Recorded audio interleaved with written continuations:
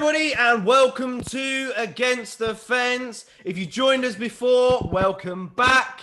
If you haven't joined us before, hello. We are Against the Fence, and we're a UFC fan channel that offers fans the chance to watch the events, not just on their own, you know, with the company of 3 other people, and we can get chatting and exchange fight picks and opinions as well. So, boys, we've got an exciting one tonight. We've got a middleweight showdown between 2 top middleweights.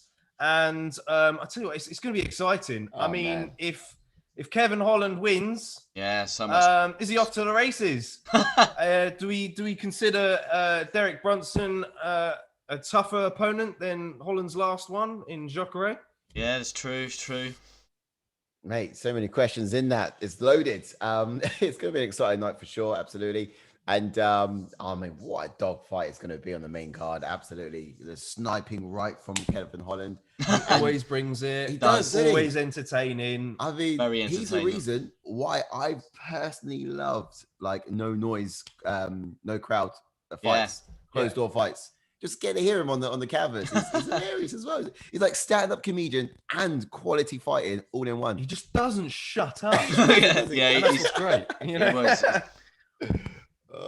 That's the thing, though. Backs it up, though. Awesome. Like sometimes you think people talk, and then obviously you see clips like on the YouTubes and there where a fighter gets cocky, and then they get knocked out themselves. But this guy backs it up. This guy's got like quality hands. He's a fighter that's quite long, and he's actually uses his range to his advantage. So it's an interesting one because you got Derek Brunson, the veteran. So then again, I know Jacare was a veteran for him as well, isn't it? Huh? Yeah. That's true. That's true. Yeah, I was just going to say, like, he's got so many nicknames as well, isn't he? But you know, right now it's Trailblaze. All right. I mean, other people like to call him Big Mouth because he talks a lot. But and what, 5 fights in 2020? Yeah. Trailblazing. It's insane. I mean, in his last one against Jacare, the way he finished him, it almost looked like he was talking trash to him from the bottom. Yeah. And it almost was like Jacare paused for a second to try and find out what it was he was trying to say. and then Kevin Holland just hit him with like a back fist, and it was like, what? It and then stunned got him. up and Like, so crazy. Like the one shot from there, like it must have been power, because obviously the first one it proper stunned Jacare. Like the first one landed, and then Jacare didn't do anything other than back off.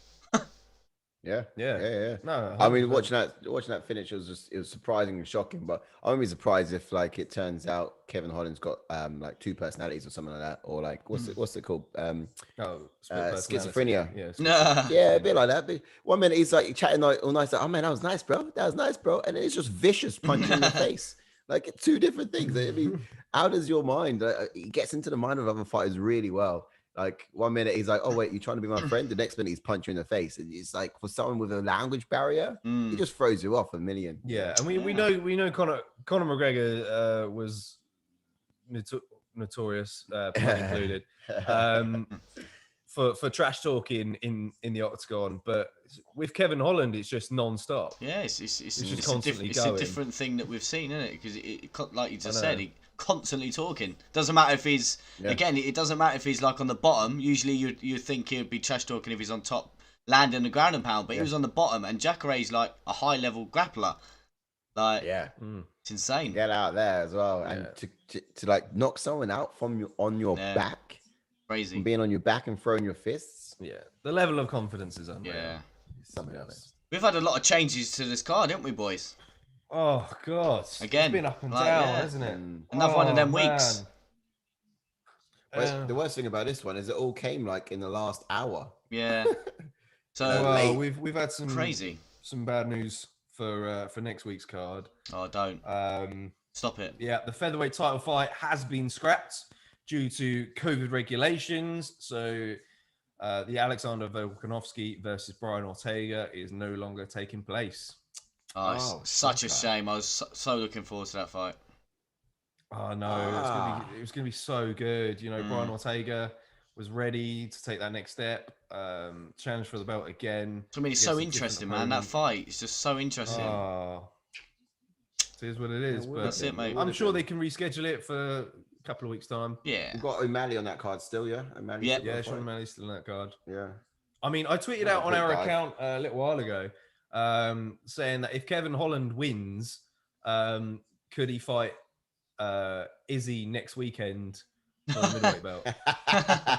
Because, I mean, the guy likes a quick turnaround, and I'm sure he probably would call him out. He would jump at that. I don't know if Izzy's team would find that wise to sort of like jump straight in the octagon. Yeah, especially when Izzy needs to cut weight. Yeah, he's going to have to cut and watch tape and get ready and prepare. Yeah, I don't think he'd want to do But that. Kevin Holland would be up for $1 million. Yeah. Even if he loses this and gets battered, he would want to go for that fight against Izzy. Well, here he is dancing away, look. Here he is. Dancing away. Yeah. This guy. Just loving life. Look at it, look. Chris Rock. Is it Chris Rock, is it? Who was it? No, not Chris Rock. Tucker. Chris Tucker. Oh, So he reminded us. Yeah, who's in Rush Hour? Rush Hour. Yeah. Chris Tucker. He reminds of Chris Tucker. He does. that's cool. Guy just doesn't shut up. But Yeah. like, Yeah. black belt and kung fu. That's so true. Just having so much fun. And that's what I love seeing in the octagon. It's just fighters that have fun. And personality as well. Yeah. That's it. I reckon they should just turn the volume up a bit more. I want to hear more of him, probably. Like, We will. Yeah, turn it up, boys. Turn it up. Do you know what I mean? Well, yeah, like we said before, there's been a lot of changes to this card, and I think I imagine this is going to be a little bit of a slow-paced main card, to be honest. Yeah. We had Dontel Mays drop out of the Tuivasa fight. He's now got a new opponent in Harry HUNSUCKER. And then earlier on, probably 10 to 12 hours ago, we found out that Gregor Gillespie and the Brad Riddell fight is no longer taking place. I was looking forward to that one as well. Yeah, That's such an interesting one. Yeah. Not many That people would've- know lot who that of fans Brad were. Riddell is. So Nah, that would have been really good, that fight. I mean, Gillespie, how long has he been out? For about a year and a bit? That guy? he has, yeah. Yeah, he hasn't fought in a while. That's must be it's been a while frustrating since for him he as fought well. Obviously Kevin got Lee. flatlined by Kevin Lee. Yeah. But like that's the thing though. Like if you're an undefeated first loss, fighter, though. yeah, that's what I was just about to touch on to. Like if you're an undefeated fighter, like he said in his press conference, losing like that, I think is a little bit easier to take. If you know what I mean, than obviously like he said about instead of getting like beat up for 3 or 5 rounds, it's easier to take just getting clipped.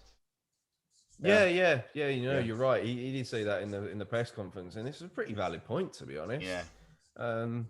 Yeah, that's fair. He was like, I got caught with a good shot. I made a mistake, and that's that. And he'd much rather go out that way than just get dominated for 3 rounds. Oh, this is it. Do you want to give us a bit of a roundup of what we've got to expect up in coming weeks, Mr. Brown? Yeah, absolutely. All right. So this fight here with Derek Brunson and Kevin Holland, of course, as you guys know, going to be an exciting fight this evening. But next weekend, do come back because we've got a heavyweight, bout between Francis and Stipe. It's going to be huge. They'll be headlining next week's event. We'll be obviously doing the full coverage of that here. Watch along live with Against the Fence. As long as COVID doesn't take away that main event. Yeah, But if it please. does, Yeah. then You fucked me off tonight already. So far, yeah. I'm sure they'll have some changes there. I'm sure they'll have something for us. I'm hoping they'll have some sort of big fight to add. At this point in time, we've got 4 fighters on that card, so I imagine there'll be another one to add, and I'm excited to see what. Like you said, John, if Holland wins, they could instead of having obviously Brian Ortega and Volkanovski, they're going to add Izzy versus Holland. Oh, that would be awesome. If only. They got to get another fight on that card. So far, we're little slim pickings with just 4 fighters. The co-main would be Woodley. And then we're also going to see the return of Sean O'Malley, which is going to be quite exciting at least. He's going to be fighting Thomas Almeida. See how he bounces back. Yeah. From defeat. So it's not all lost. I mean, it's still going to be a decent fight. Oh, it's still a good card. Yeah, of course. After that, UFC Fight Night, Till versus Vittori. That's going to be happening on the 10th of April. So that's really going to be kicking off the new month for us. It's going to be quite exciting. Again, giving full coverage here on ATF. Got some exciting fighters on that card as well. Co-main for that one is going to be Yusuf against Allen. Arnold Allen. Interesting one, that man. Back. Yes. It's on like a 5 fight win streak. This guy, he looks a bit menacing. I mean, these guys are only got one loss so far in the professional record. So 16-1 for Alan, and Sadiq Youssef, he's got 11-1. So yeah, it's gonna be quite exciting. And that's happening at UK time as well. Yeah, boy. We're gonna be, you know, we're gonna be dishing out this watch along. You know, probably from what, 8 p.m. Yeah, 9 p.m. round about that. Yeah. Oh, I'm excited for that. I mean, these late nights getting to me, or it might be the alcohol I had earlier. Don't know. After that, we've got Whitaker against Gastelum. So that's the 17th of April. And then we've got UFC 261 after that, Usman Masvidal at the very end of April on the 24th. So do make sure you do come back to watch us at ATF each of these weekends. We're getting full coverage of all of these fights, breakdown, reactions. You're not going to want to miss it, but it's going to be pretty exciting. But that gives you an idea as to what the calendar looks like for the next 4 weeks. Decent. Join in and, you know, always comment, and we'll read out all your comments. Yeah, we've got some exciting content coming to you. We just uploaded a video that we did midweek because of the amount of news that was coming in. Yeah. But yeah, we've got a lot more exciting things coming in. Oh, are we still going ahead with a fan cam next week, boys? Yes, I just need to double check some and finalize some things. But the fan cam should be back next weekend. Main event, pay-per-view. So yeah, if you are interested in coming along, coming to join us live and have your say, have your opinions said, then please do message. Obviously, you see the socials there, top left. Yeah, 100%. Yeah, get in touch. We're a fan channel, and the whole purpose of this channel is to bring to give fans the platform to express their opinions, really, and have that really fan-to-fan discussion. Nice. That's it. Well, I was going to whip up the fight card, boys, because just love that. Give I was about to say the same thing. Yeah. Just obviously we've had a lot of changes, as we said a second ago, just so we can just whip up that fight card. Let's have a look what's coming up. So obviously, what's the tail of the tape? That's it, mate. The first fight we've got is Tuivasa versus HUNSUCKER, and then we've got Son versus Max Griffin, and then we've got Lopez versus Adrian. Yep. And then we just had the fight. There was the co-main's been taken off. So as we mentioned earlier, we've got Gillespie's been taken off against Brad Riddell. Yeah. And then sad that we've got before that, we've got Charlene Baez versus Ruiz. Sorry about that. And then the big one, Brunson versus Holland. Again, that's such an interesting fight. I can't wait to break that one down with you boys. Yeah, no, 100%. That's gonna be really cool. So I'm excited to see a couple of bouts tonight. So some things have come off the card. But I'm excited to see this Yanez and Lopez one. I'm really looking forward to that one. I really was looking to see Gregor return into the octagon. Yeah. But at the very least, you know, Brunson's going to put a nice little punctuation on the end of tonight, I'm sure. Exclamation mark. Should we get into the first fight, which is Tuivasa versus Henry HUNSUCKER? That's a funny name, isn't it? HUNSUCKER. Yeah. Weird, isn't it? Yeah. Right, boys. Just before obviously they start walking out, so I'm just going to give you a bit of history points on Tuivasa. So he's 10-3 as a pro, 4-3 in the UFC. 9 of his 10 wins are by KO. He was on a 9-fight win streak after losing to JDS back in 2018. Has a pro boxing record of 5-2. He's coming off of a big KO against Stefan Struve. But what we're looking for fighting style for Tuivasa, boys? Yeah, from Tuivasa, well, he is an orthodox fighter. He's very flat-footed though, which you find in the octagon. That uses his size and strength of his up against the fence. He'll look to close the distance, look to land those big bombs of his, and then when he's out of range, he'll look to chop down the heavy lead leg, and they're especially they come in really quick for a man of his size. You happen to notice, like it's insane how much whip he gets in on those kicks, and he's the typical fighter to stand in the middle of the pocket and trade leather as well. You know, in that last fight, dangerously. who was it against? Struve. Ivan Bogdanov. Oh. The end of that fight against Tai Tuivasa, he was just, just was like, let's go. Let's just last few seconds of the round, and just slug it out. Yeah. And I expect him to also pop a shoey as well in that. He likes to do the old shoey. I did ask before we went live if you two wanted to do it, but well, that wouldn't have happened. It's a bit, if it was in. So I've got it up ready and size 9. Size 9 shoe is getting drunk out of straight after this fight. No, it's not. You're touching That'd my be shoe. quality. That'd be absolutely. It's ready. This is behind the sofa. You just whip it out. Scare me like that. Don't scare me like that. Well, you didn't get up in time, mate. So you made Jordan think. Yeah, exactly. Mate, I've had enough alcohol for one. Secondly. So we've got a bit of history on Henry HUNSUCKER. So he's 7-3 as a pro. Let's have a look at this guy. Yep. He's got 3 KO wins and 4 submission wins on his record. Last loss was a TKO. And he was on the Dana White Contender Series. So we've had a lot of prospects coming off of the Contender Series. Obviously, we've got Holland. He was on the Contender Series, right? Yeah, no, it was. Yeah. Something, so he's never been outside the first round. Last year? Oh, I don't know. It might have been. Yeah, I think it was. Yeah, no, it's kind of... This guy's his debut, this fight, yeah, right? It's his UFC debut, yeah. He's just kind of thrown in. Nice. Wow. He's never been out the first round, boys. That's an interesting stat. Wow.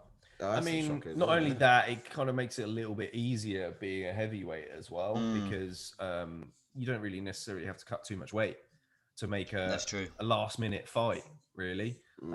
So he has taken this fight on a week's notice. And he's just going to probably look to be ready and throw bombs with Tai Tuivasa, to be honest. It's hard. It's hard, yeah. To know what to expect. It's hard. For both guys in some ways. But I think it does favour Tai Tuivasa quite a bit in some ways, because he does like to slug it out. Yeah. So you might see a really good performance from him tonight, and that's purely because he hasn't, prepared for a guy. Yeah, that's true. Some of these fighters do thrive off of that. Yeah. Especially with Cowboy Cerrone being one of them as well. Yeah. We find that the longer the layoff that Cowboy has, and the more prep time he has, the not as great he is. He likes. Do you reckon that's why Kevin likes to go back to back? Yeah, 100%. That's another reason why. Yeah, why can't Kevin Holland likes to go back to back? He wants to keep fresh. That's it. But it's like, I guess, like gambling. When you're on a streak, you got a lucky streak, right? A lucky spell, isn't it? Yeah, that's it. That's it. I would say from experience, obviously, if you do obviously win a couple, you got to carry it on. But then obviously you go through a bit of a losing streak as well. It goes so far, doesn't it? Yeah, don't worry. You get your house back. I'm joking. It's not that bad. When the fun stops, stop. Yeah. We're looking for fighting styles for old Henry. What do you expect? Harry. Harry. We're not really overly sure, to be honest. I was just going to say that myself. It's his debut tonight. I'm excited to really see something completely new from him. Fresh canvas. It's a blank slate for this guy. Si, what sort of expectations do you think Harry HUNSUCKER will need coming in against Tai Tuivasa after knowing what Tai Tuivasa is like? That's a good point. I do know quite a bit about this Tuivasa guy, and I can imagine for Harry, he's going to want to land some big shots, get his respect, and sort of circle away from the fence as Tai pushes, because he does like to sort of have that dominance and sort of dictate the rules of engagement in his fights. Other than that, I think it would be really wise if this Harry guy keeps him on the end of his jab. Doesn't get too close, doesn't trade that level with him, doesn't get in the pocket, but keep out. I would hope. I mean, for me, ways to win. He's got to be wise enough to know that already himself. I would hope. Yeah, no, and for Tai Tuivasa, I think what I'm expecting him to keep the fight standing. Obviously, headhunt for that finish. We said earlier. He does that. You'll find that he'll tend to try and sneak in the odd elbow on the break as well. He does do that a lot. Yeah. So I wouldn't be bear in mind on that. and also he has confidence coming into the octagon, but it could quickly work against him as he's historically failed to respect powerful opponents as well, and he will get caught himself. Just as they're introducing Ty, who are you going to pick for this one, boys? I think it's pretty obvious to go for Tai Tuivasa. Yeah, I'm going to go for Ty in this one. Purely because I'm not really too sure what to see of this Harry HUNSUCKER. He did lose his fight on Contender Series. But then again, obviously, like everyone would say, heavyweights are heavyweights. You just never know. Yeah, I mean, anyone can go lights out. It just takes one shot. Welcome, Warren. I might gamble this one.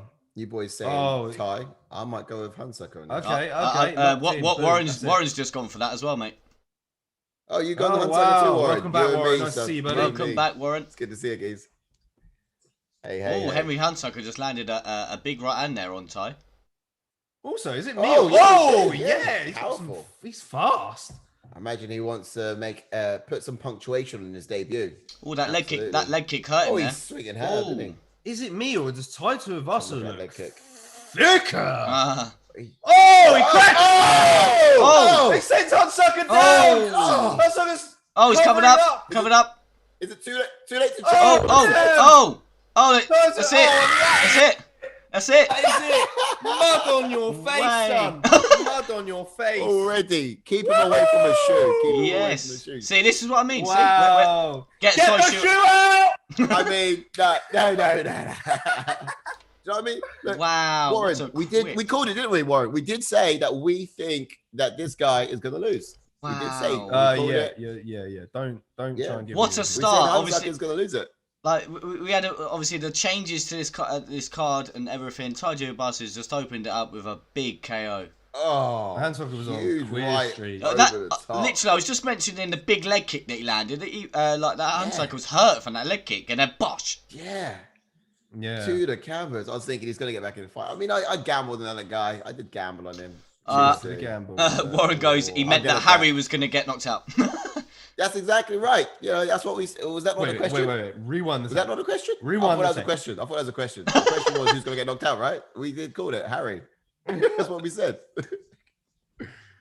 I think you've started off with a 0, Mr. Brown. Me and John one. We heard it, mate.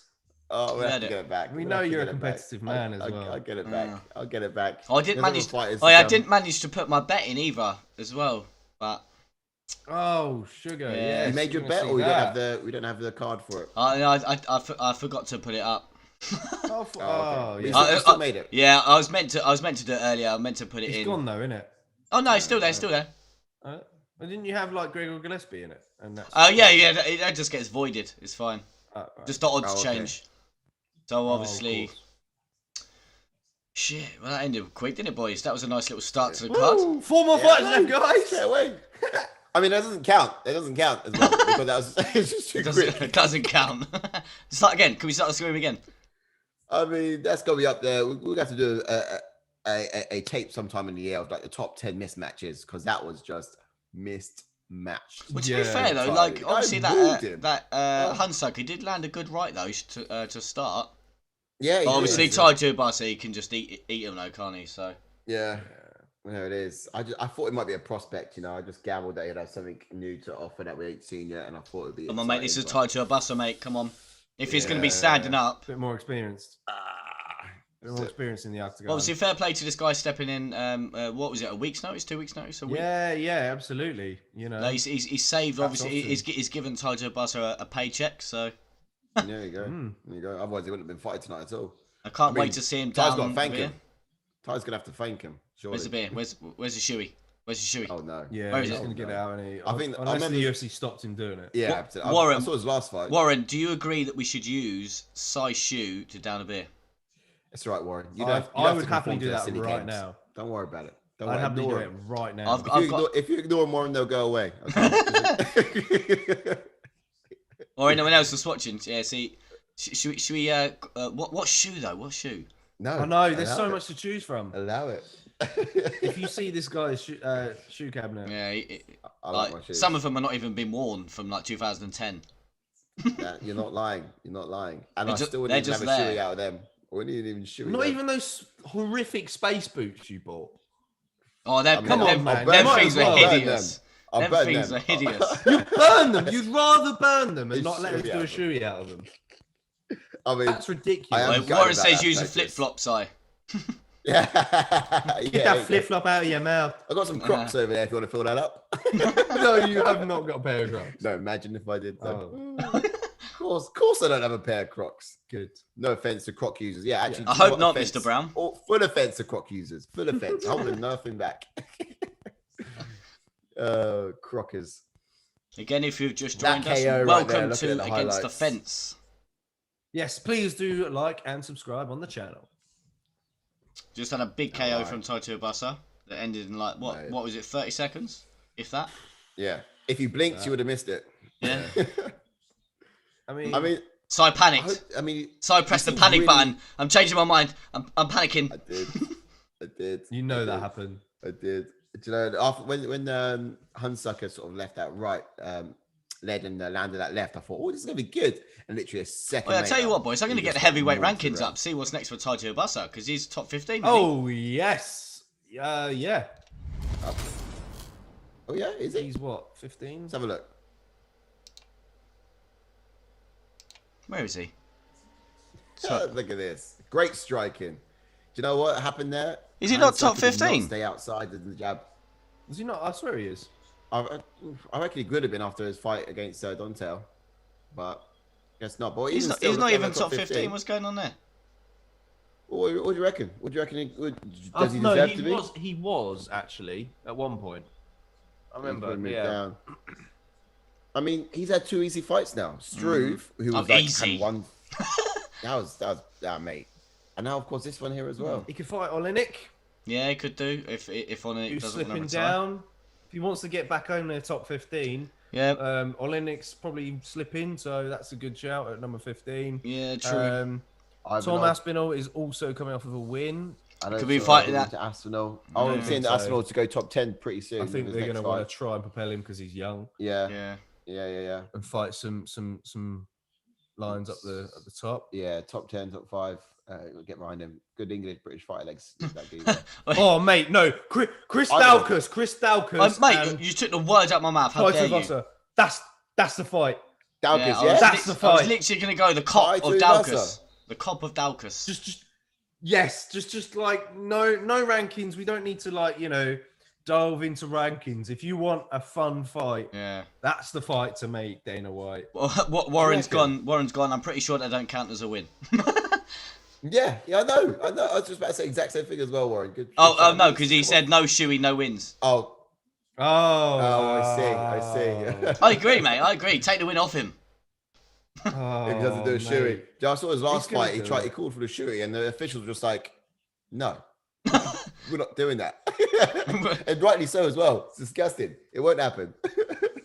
Apparently, but I'm sure he got I've backstage not and got him on Instagram and stuff, but I heard that apparently, in his Instagram stories after events and stuff, there's just people passed out drunk and stuff. Nah. So Hotels and have that. we've got Adrian up. Adrian's next, isn't he? Guy against Lopez, yeah. Adrian Lopez, I believe so. Yeah. Obviously, this yeah, card's just- changed so much. I'm just just trying to. started I'm with just it. trying to check. It's trying to all triple mixed check. up, isn't it? It's It's so massively obviously mixed up. Tuivasa was in the middle somewhere. Now he was first up. I'm just trying to get things. Yeah, we go. Yeah, you're right. We've got Yanez and Lopez up next. Yeah. Adrian Yanez and Gustavo man. Lopez. So I can't wait. is This a one. fun This is It's going to be a got fun Fight Night one. written all over it. I'm gonna like Definitely. this. I'm gonna like this. This is gonna be exciting. Give you some history on Adrian Yanez. So he is 12-3 as a pro, coming off of a head kick win in his UFC debut. That was a nasty knockout. He also did it in the Contender Series as well. Oh yeah, that one. Yeah. That one. Oh, He's got 7 wins by KO and 2 by submission. He's never been KO'd or submitted himself, so it's a good stat to have. Currently on a 5-fight win streak, and he made his pro debut back in 2014. So yeah, Wow. Interesting This stats. guy's definitely Fighting a style, rising boys. star. yeah. I'd have to see him up the rankings Yeah, for sure. no, he's definitely a rising star for sure. But what you're going to expect to see is an orthodox fighter who comes into the cage with such a confidence in his ability. Really, he's got a bit of a swagger about him, and you definitely see that. And some of the facial expressions you find him making throughout the fight. He is very light on his feet as well. He moves very quickly. He cuts off the cage really well. With his lateral movement. He occasionally, from time to time, you'll see that he switches stances quite a lot. So he'll be an orthodox at one point, then he'll move on to southpaw. But he's also a very precise boxer as well. He lands, majority of his time. His takedown, his punch accuracy must be through the roof, to be honest. But he likes to feint that left hook and then come straight down the middle with that right cross. He done that in that in his last fight, which helped set up that head kick. To be honest, that's just what I said myself. I did see that. That was a and he done it a few times before as well. And then he went for it, feinted it, and then went straight down the middle. Wow, down the pipe, stunned him down the pipe. I love this one. But he also manipulates his momentum very well as well. And he will look out for that knockout power of his, or using that sort of left and right hook combination, really to just ring his opponent's bell. He's put people to sleep with that sort of right hand, and just the way he starches them, isn't he? He does. Yeah, a lot of people have been comparing him to Masvidal in that makes sense in his in the way that he fights. Wow. Really, it does make sense. That makes sense. I'm seeing that quite a bit. Interesting stats from him there. So he's up against Gustavo Lopez, who is 12-5 as a pro, 1-1 in the UFC, so fairly new. He's got 11 finishes, 5 by KO and 6 by submission. He's won 4 of his last 5. He has he's got wins at featherweight and bantamweight, and made his pro debut back in 2012.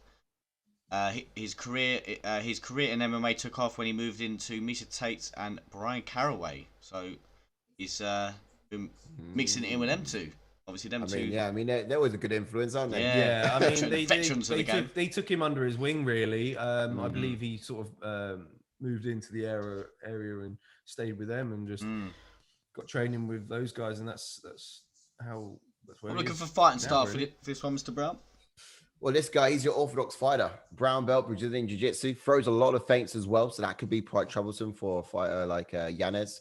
But ultimately, he's well-rounded. You know, he can defend, be dangerous on the ground as well. He's not just, he's not just an on-your-feet fighter. He can, he's thrown in some submissions and got some submission wins under his belt as well. Ultimately, he's this sort of confident, in-your-face fighter, loose hands, stays out of range, but able to quickly get into the pockets after pumping that menacing jab of his. And that jab has stifled quite a few fighters in the past. It's proven quite troublesome. So I expect to see a little bit of that tonight as well, to be fair. But yeah, this guy's, as you said, you got this Miesha Tate and Brian Caraway influence on him. And he's someone who's not to be underestimated in the octagon for sure. I've got a question for you boys. Both guys bring a relentless pace. Do you think we're going to see a knockout in this one? That is a good question. That's a good question. Yeah, no, it's we could potentially. But what I'm expecting from Adrian Lopez really is to come out and take the center of the octagon and then using his footwork and movement of his to really push Lopez back really and use his boxing skills to crack Lopez really. I think he's gonna push the pace and try and land those power shots. Interesting. Good shout. I mean, I reckon what I'd expect is you're very right. We could potentially see a knockout in this, I guess. But what I expect to see from Lopez is that he would go for those takedown opportunities against the fence, use his grappling to his advantage, and try to get a sub. I reckon. I think on the feet it could probably lean closer towards Yanez, but on the ground, I reckon. True. Gustavo, I want to call him Gustavo Lopez. He's got it's Gustavo, isn't it? Gustavo Lopez, yeah.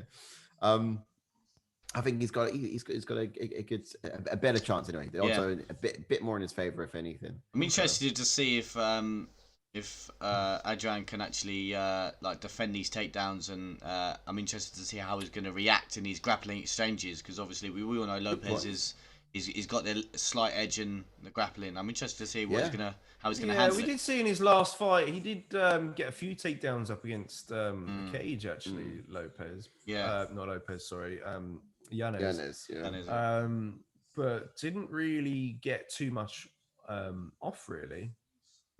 Most of his success was on the feet in that fight. That's it. And I thought you're right. Like, I think he does have a good takedown defense as well. From what I've seen in some of the tape on Yanez. So if for example someone like Gustavo doesn't manage to get to the ground, he's still going to cause problem on his feet. So probably get straight on his opponent, but just sit just outside of his range, so he can sort of dictate the rules of engagement a little bit. Land that ground and pound when he gets the opportunity to, if he does. But otherwise, he'd want to sort of sit outside of the range and circle around someone like Yanez. That'd be wise to, anyway, at least. Yeah, man, that's it. Interesting. Yeah. I mean, Adrian Yanez, he's coming for 4 knockouts in his last 5 fights, which is pretty impressive. And he smoked 3 of them in the first round. So this guy he's on a bit of a train here. Like I said, he's potentially a future contender. That's for sure. This fight is just so interesting. Yeah, and he's including that knockout against Victor Rodriguez in his last outing. He's able to do some, but the thing is, is he able to do the same tonight though, or does Lopez possess too many problems? And it's hard to tell. Sai's got some very good points in the expectations with Lopez. It's hard to pin it down, really. It's going to be. No, well, we're still waiting for this fight to happen. Do we run a quick ad, or do you reckon how much time we got? I don't know. I think they'll be coming out soon. They should be coming out soon. I think they're already out. I think. Yeah, they're probably already out. But we could go for an early predictions. Who do you think is going to take this on, then, boys?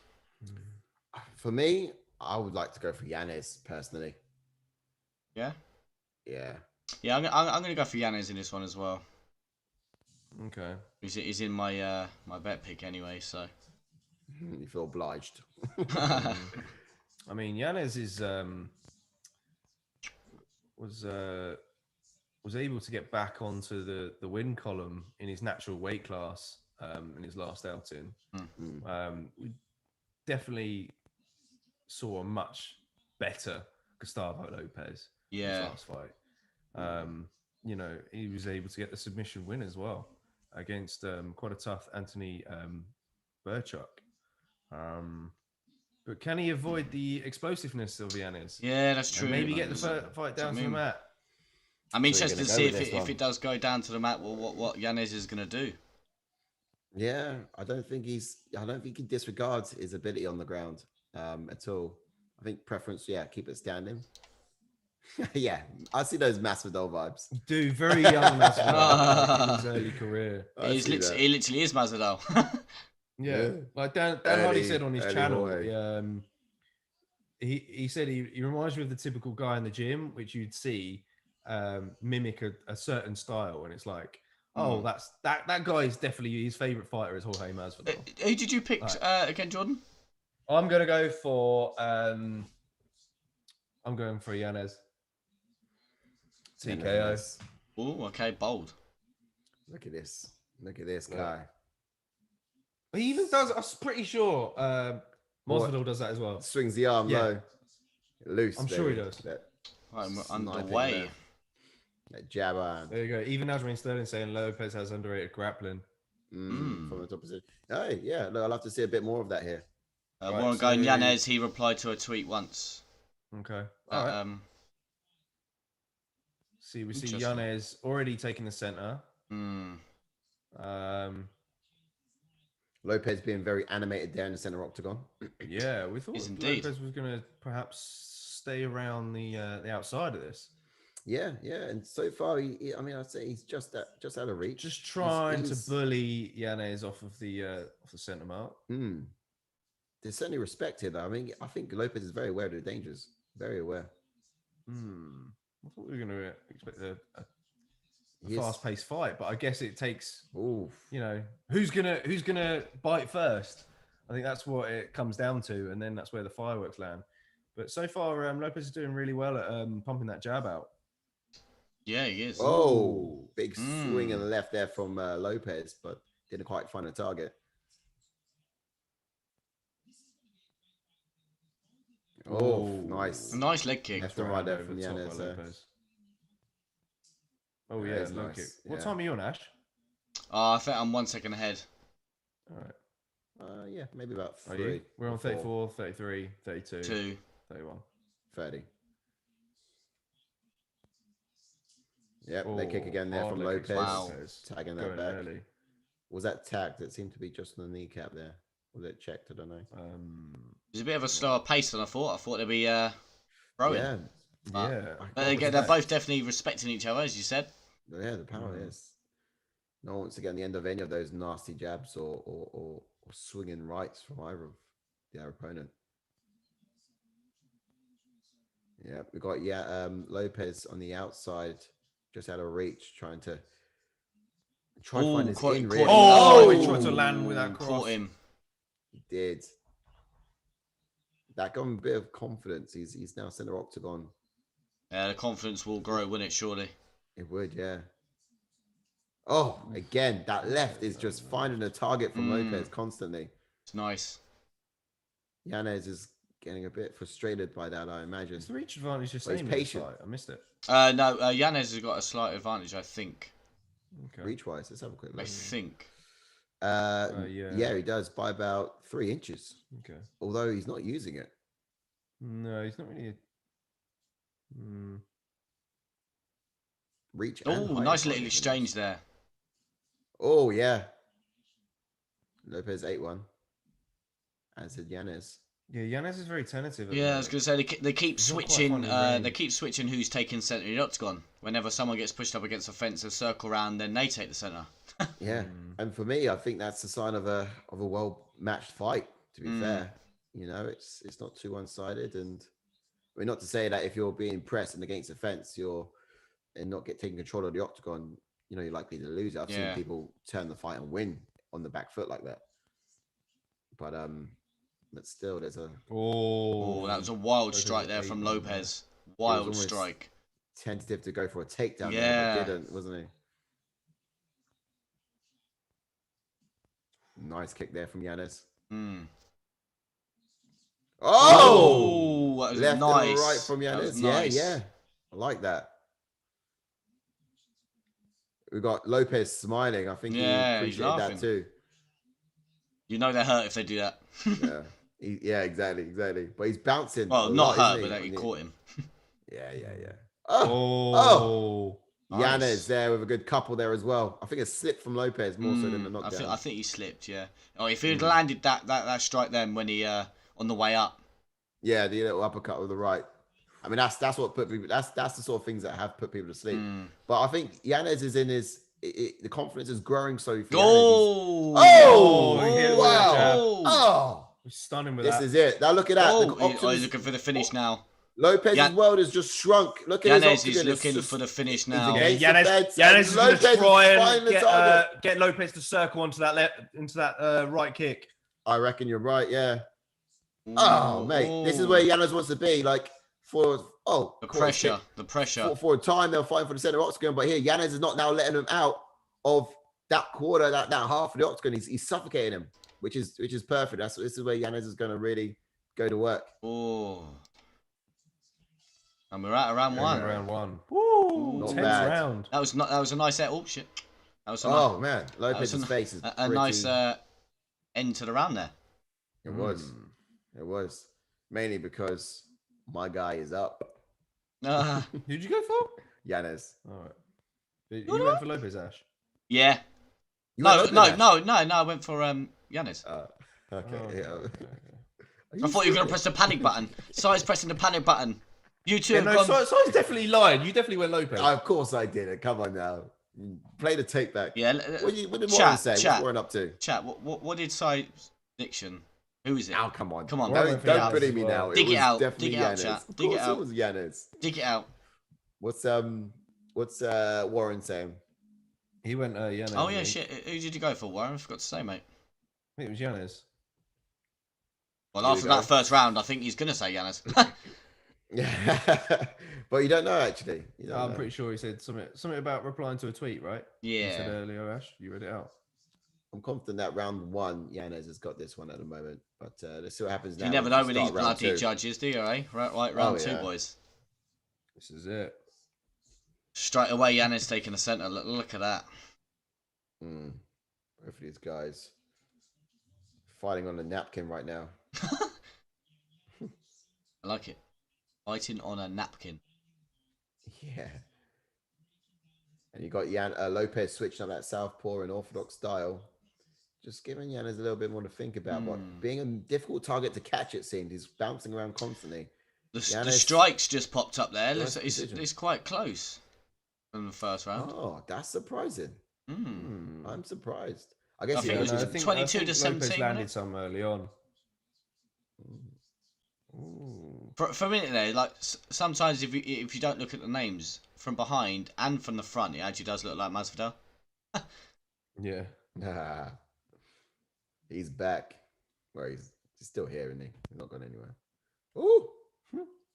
Went for a flying knee there.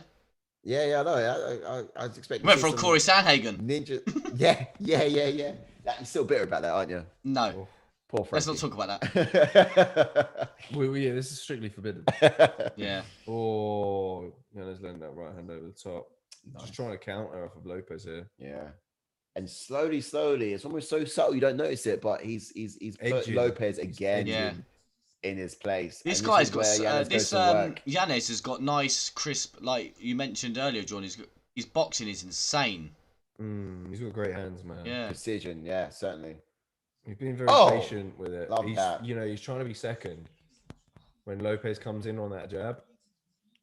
Oh! Yanez! Right! Straight Lopez straight up with a takedown attempt. Oh, he's got the takedown. He's going to headhunt now.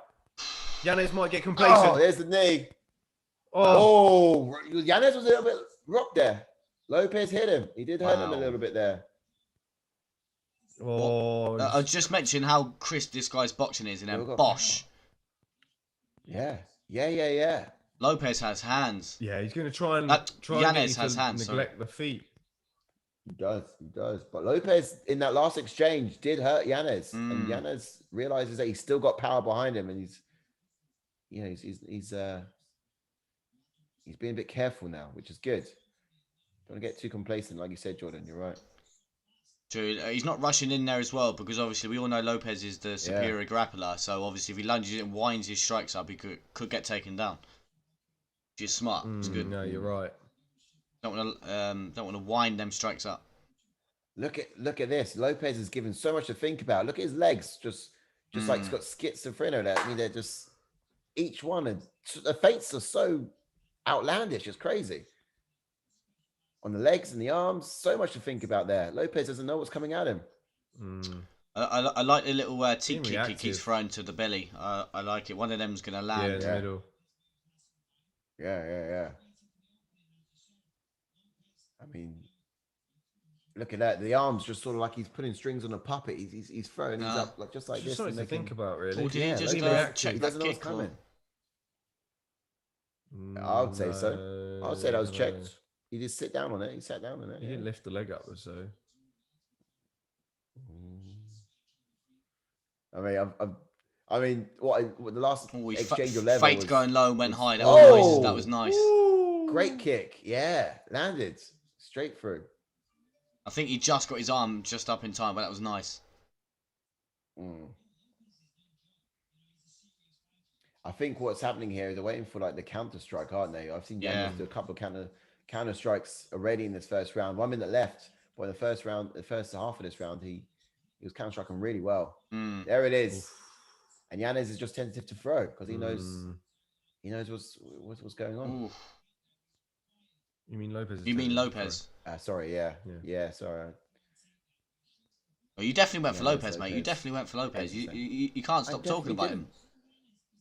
No, I said Yanez.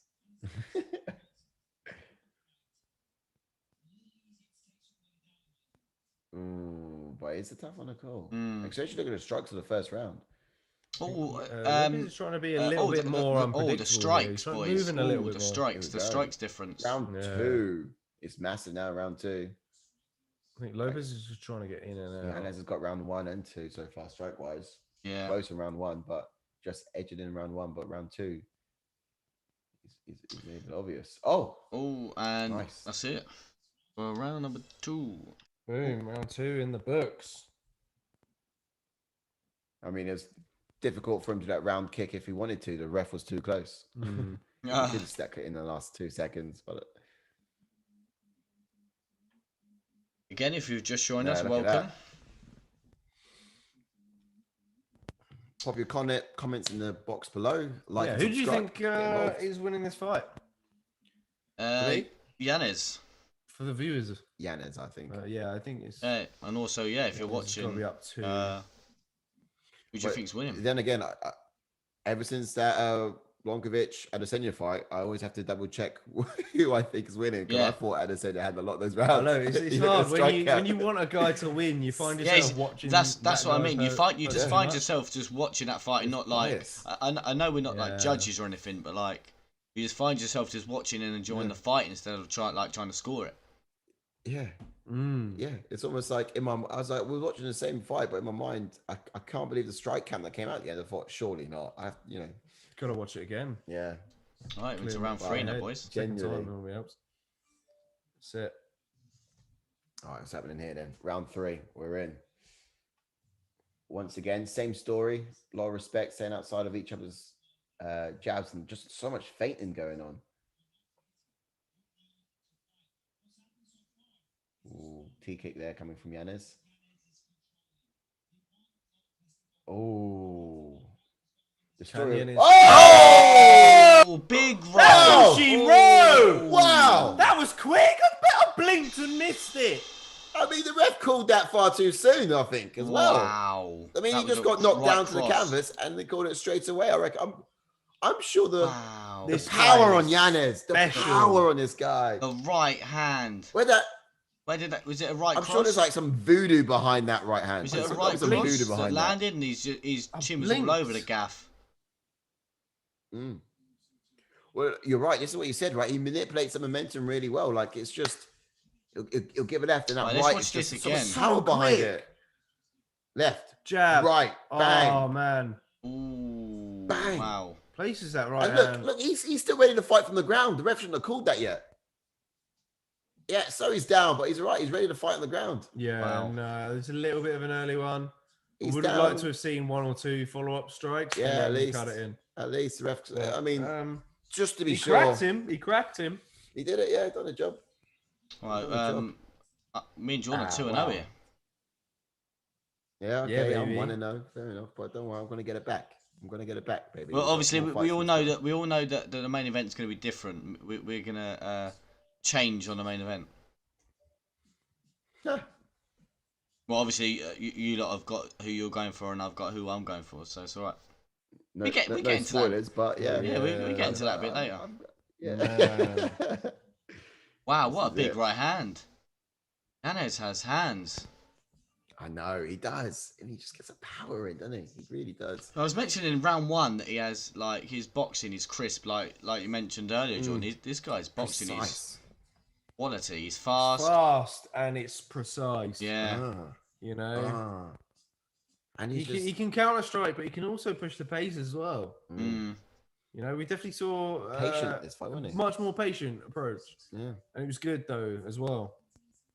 Did you want me to run an ad now or after the next fight? I'd say so. Yeah, no, I'd say go for it, man. Yeah. Go for it now, yeah. So, yeah. What I'm going to do is just play a little ad so you can go grab a drink or anything like that. Sometimes we do jump on a bit of COD Warzone. As you see below my name there, Modern Age, that's my Twitch.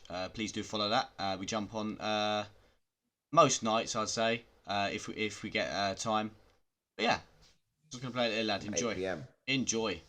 Cool. See you next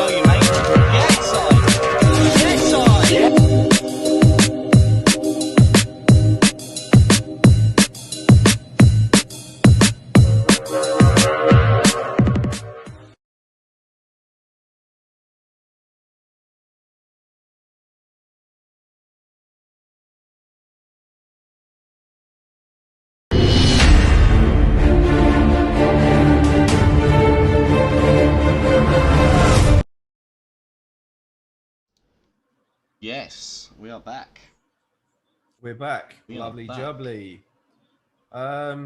Excellent performance from Yanez. Yeah, Warren just going, if you're picking Holland, you're wrong, and I am talking directly to you two men on the sofa together. Yeah, you tell him, Warren. You tell him. You tell him, Warren. You tell him, mate. How did he know? How did he know you tell were him, going mate. for Brunson? You tell him, Warren. Go on, son. That's quality. Amazing, you could tell. That's quality. You tell him, mate. Oh, man. Yeah. We'll get into it a little bit later on. It's hard to tell in some ways. Is Brunson just going to control Holland for... That's the thing, like, obviously, we get into it a bit later, but we've got some points, obviously, we'll address. But for Yanez, he's standing with his hands behind his back. Very massive, though. Yeah. I don't know if I'm ready to see him against the top 15 guy yet. Let's see, maybe... One more fight. I don't know who's... Finishing putting the old milk in, mate. I'll be 1 sec. Oh, I know worse.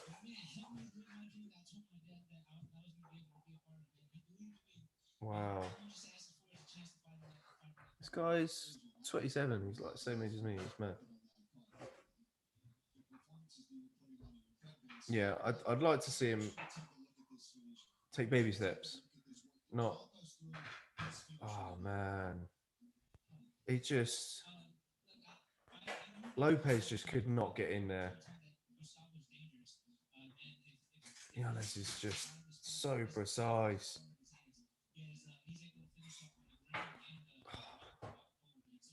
Can't wait to see him back again. Let us know your thoughts on that finish, guys. Also on whether you thought it was an early stoppage or not. Potentially. Could have had 2 or 3 shots after that. Would have been fine.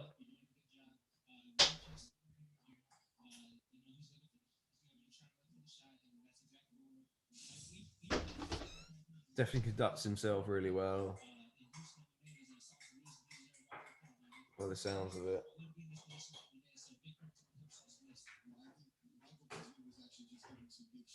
(13-3) now. Oh, I've got to love that from you, Warren. That's quality.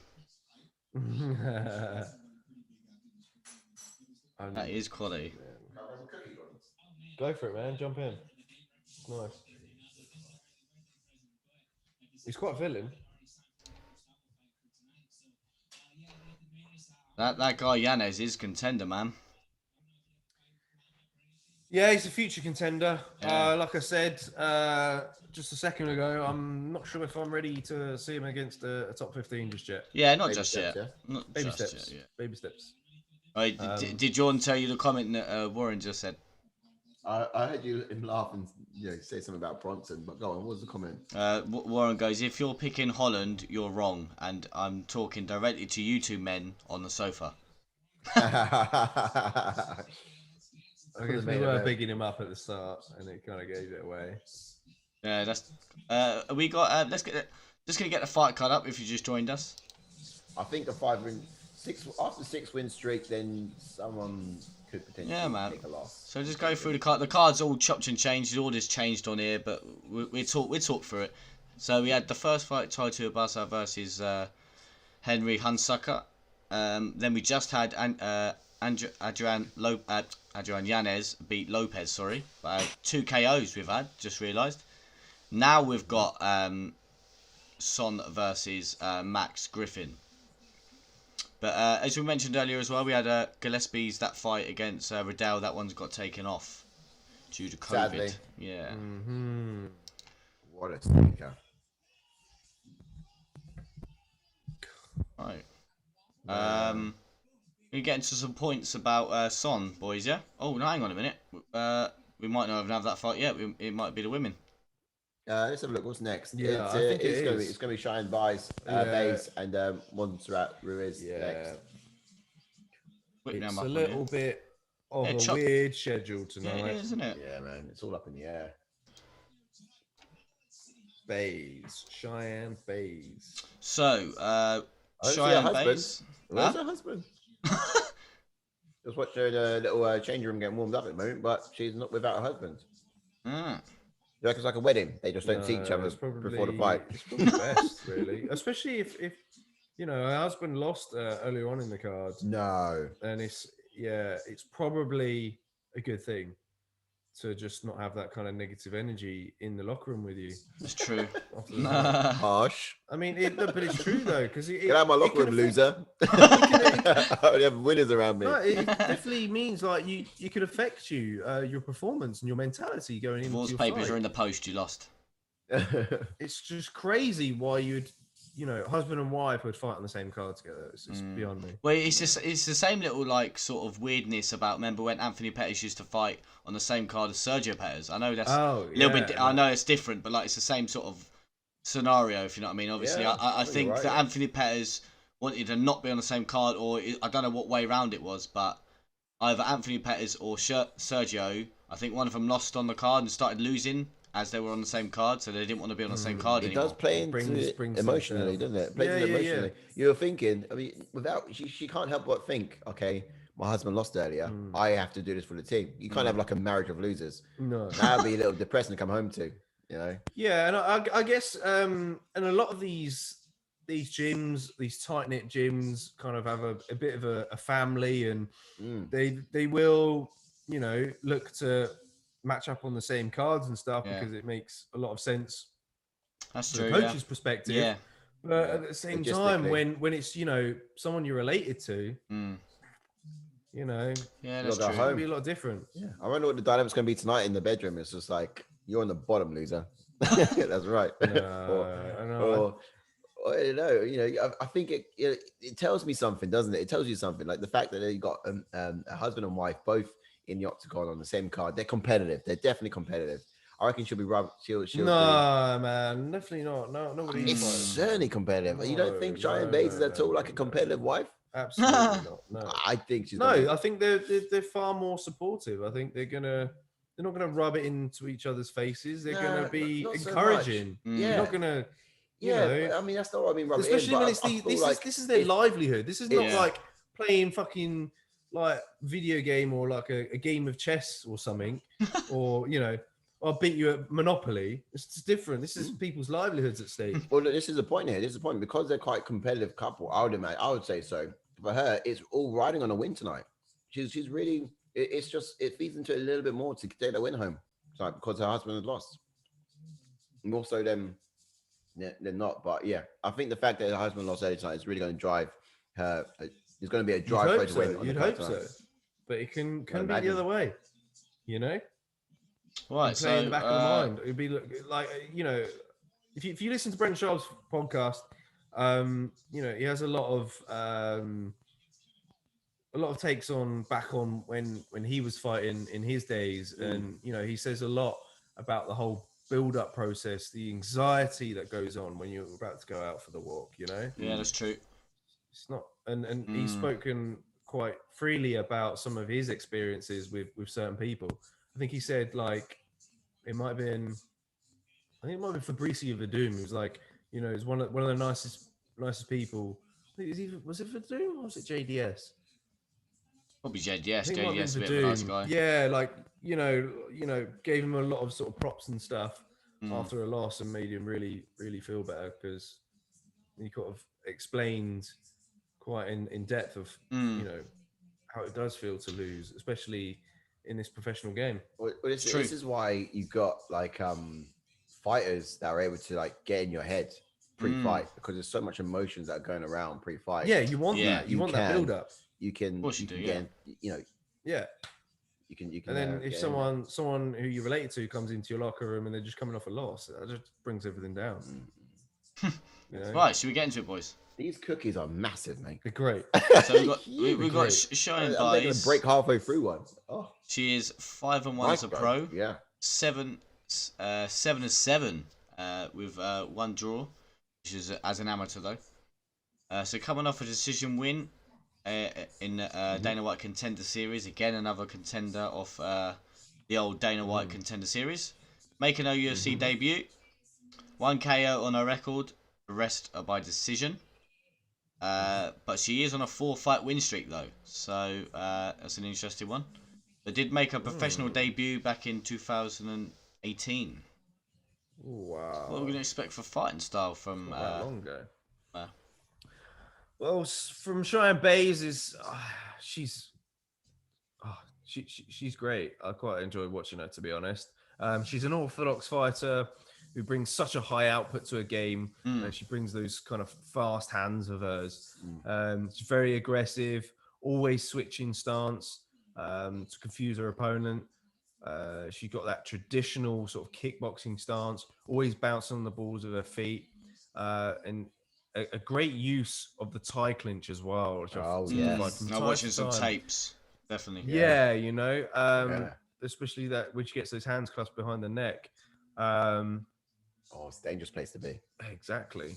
And she brings such a physicality when she's up against the fence as well. She mixes up her combos really well. She's really got like a great pop to her punches. I'm quite excited to see it, to be honest. We was talking about this in the week, wasn't we? Like when she strikes, she's like a bullwhip, like sort of at the very end. Like you said, goes to the very pinnacle point of the whip. Same with her punches. Is like all that generated momentum builds up, and that little pop at the end, and get on the end of that. Ouch. Yeah, definitely watching some tapes in midweek. Definitely got some fast hands and nice boxing. Base, yeah. Yeah, so jump onto Montserrat RUIZ. Jump onto RUIZ. So 9-1 as a pro, 1-1 in Invicta. She's got 3 KOs and 2 submission wins on her record. Never been knocked out or submitted. Also making a UFC debut. So both women making a UFC debut. Made her pro debut in 2014. So been around for a while. Yeah, she was meant to. She signed to replace KENAN in this fight. KENAN was meant to take this. Was that last minute or not last minute? No. I can't remember when it was pulled in. At least a couple of weeks ago. Okay, I did enjoy watching a bit of RUIZ actually in some of the tape wise. She's had some really good fights, you know, on different platforms. Take the win, which has been pretty crazy. But she's a southpaw fighter, so whether that plays and gives some problems for Bays, I don't know. Probably could do.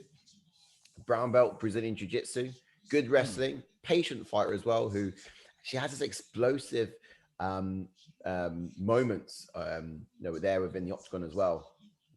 And you tend to notice that while she is a patient fighter, she will be edging forwards and looking to sort of, perhaps stay just outside the reach and the range, but pick her moments well and explode at those sort of tiny opportunities when she can. And it could be dangerous for someone like Bays, I imagine. But, short, ultimately, she's short, very strong upper body strength.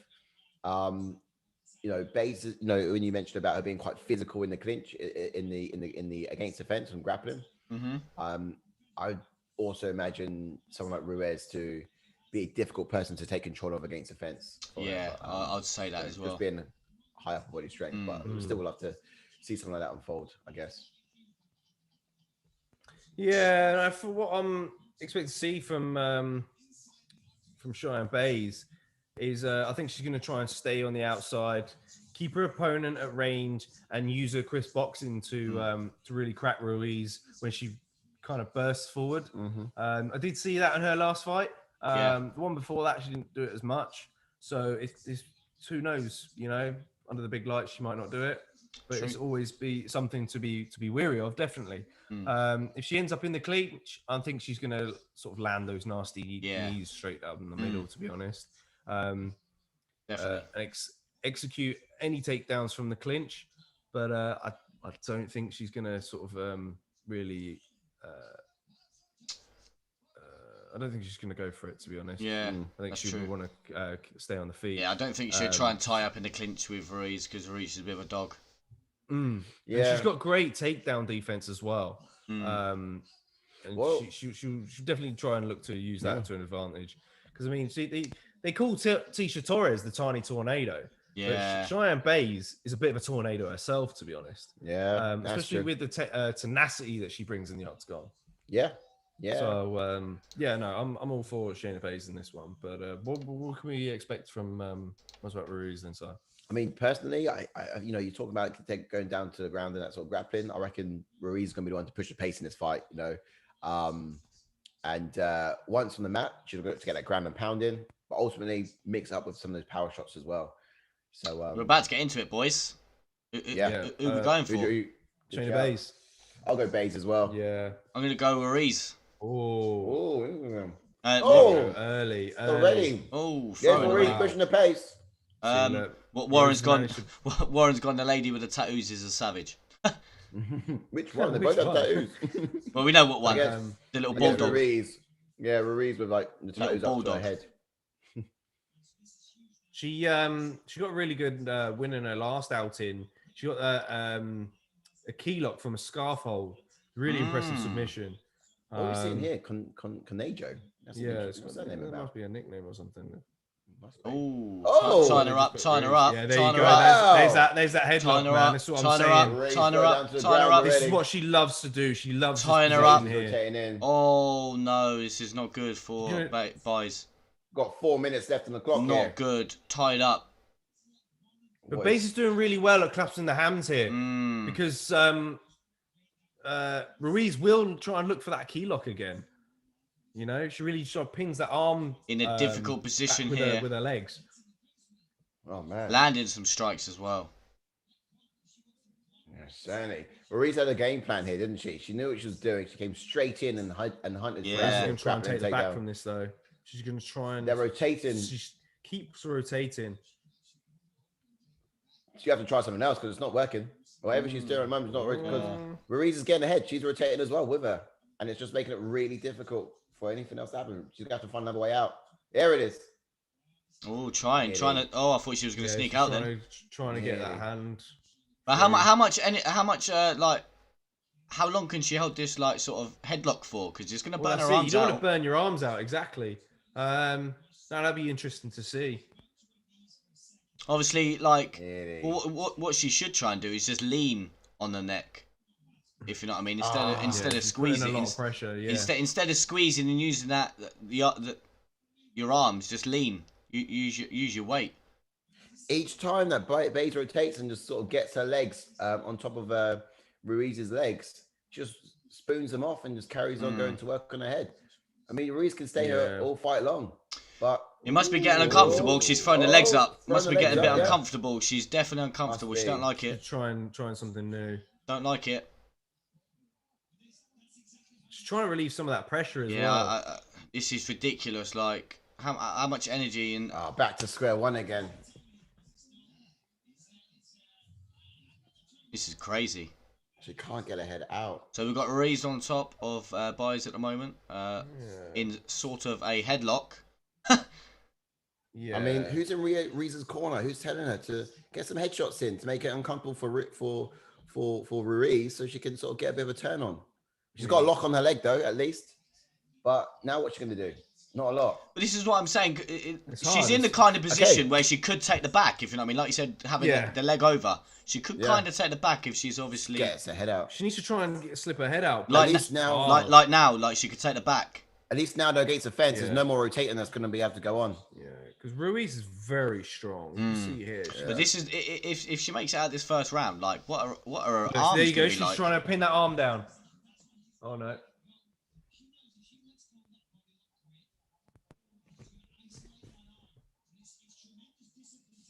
Yeah, this is what Ruiz likes to do. She'll isolate the arm. This is how she got the last win as well. Exact same like this. Yeah. Got her arm in the lock. It's one of her favorite moves. But she needs to get that left arm of hers and kind of dig it in a little bit. But then she's got to be really careful she doesn't leave an opening. Yeah. She needs to use that right hand to strike Ruiz, make it a bit uncomfortable and make a move. This must be so uncomfortable, I tell you. I imagine. Yeah, it could be a 10-8 round. 4 minutes. Right. Yeah. Look at the striking difference though as well. Oh, really, really massive. What 40? Oh yeah, of course on the ground. Man, 46-5. Yeah, 10 It's got to be a 10-8. We'll have to get a finish from Baze. But this is what I'm saying. This here, because she's been on the mat for like over 4 minutes. This is a 10-8 round. Obviously, do you know we had in Izzy versus Yuan? None of them were 10-8s. But no, I wouldn't have said so. thing is Ruiz isn't really exerting too much energy here. Yeah, she's using her weight just to really wear Baze down. Baze is trying to do the walking. Oh, now she's out. Okay. Out. Oh, she's going to take the back. Shayna Baze. Oh, just needed more time. Not enough time to work. She doesn't want to get back in that position again in this next round. But that's the thing, though. Like going into the obviously, as I said earlier, like Ruiz, how her arm's going to be for one to actually maybe try and get the takedown. Is she going to have enough strength? Two, she's kept her down there, not had much offense from Baze, so she could take her down again and do exactly the same thing. I don't think Baze is going to let that happen. If it happens again. Like I said, I don't know how her arms are. She pushed the pace from that get-go, really, and made it ugly for Baze. I'm not sure if she was anticipating that at all. We said it prior that she needed to be wary of it. Who do you reckon got their run then, boys? Let us your thoughts in the comments below.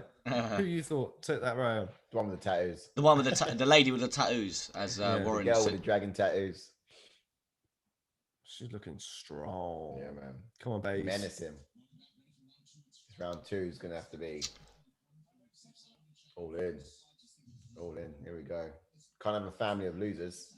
Was it a debut for a husband too tonight? I believe so, yeah. Yeah. Ooh. Oh, great striking on Baze. Nice striking. Oh, got to watch herself. Pushing the pace. That's it. Round starts standing up. Got to watch out for that level and change. That is exactly what Baze was counting on. So she's got to take this one significantly. She has to. Fast hands, like you mentioned earlier. 2 ultimately. Ooh. Oh, great response there from Ruiz. This one ain't in my bet, so I don't really care. But I did obviously went for a. Did you? Yeah. I guess in great striking from Baze. Favorite. I'm not sure actually. I don't know who's favourite in this fight. I'll have to. No. Not sure. It's both their UFC debuts, so sure no one's going to be massive favourite. Surely not. Oh, great striking from MONTSERRAT there. And she's into this clinch position. Here we go again, boys. Here we go again. Baze has got an over-under. Oh, going for the headlock again. Here we go. If Baze knows what's important here, she'll push off. Oh, yeah. Oh, there we go. She's going to try and get it down go to the back mat, to and it's boring now. No. Baze is doing the right thing by putting pressure on that elbow. Go on, she's got to go back to it. But the problem is you're unable to control the body if you do that. She's doing really well here. Oh, she'd take the back. Could take the back here, Baze. Oh. Yeah, no, she could. Come on, MONTSERRAT. It's boring now. She's gonna try. It's boring now. Man, oh no, she's down again. Not good for you boys, but good for me. Yeah, this is it. This is exactly what Baze, she walks to the octagon and she's like, I know I'm going to put you right here. And she does. Ruiz, what did I say? Baze, MONTSERRAT, yeah, Ruiz. That's it. She just walked in and just knew exactly what she wanted to do. Oh, mate. Warren goes, this is brilliant. This is good watching, like, Sai Suffer, yeah. Watching me suffer? I don't know. No, he just said this is brilliant, Warren. Oh, I don't know if that's regarding the fight or regarding the suffer that's you're like, oh, it's boring. No, I mean, it's the same move. I mean, this is how she finished the last fight as well, to be fair. She got the arm out and done. I think Baze should just buck and just like use momentum to throw knees to the bum. Yeah.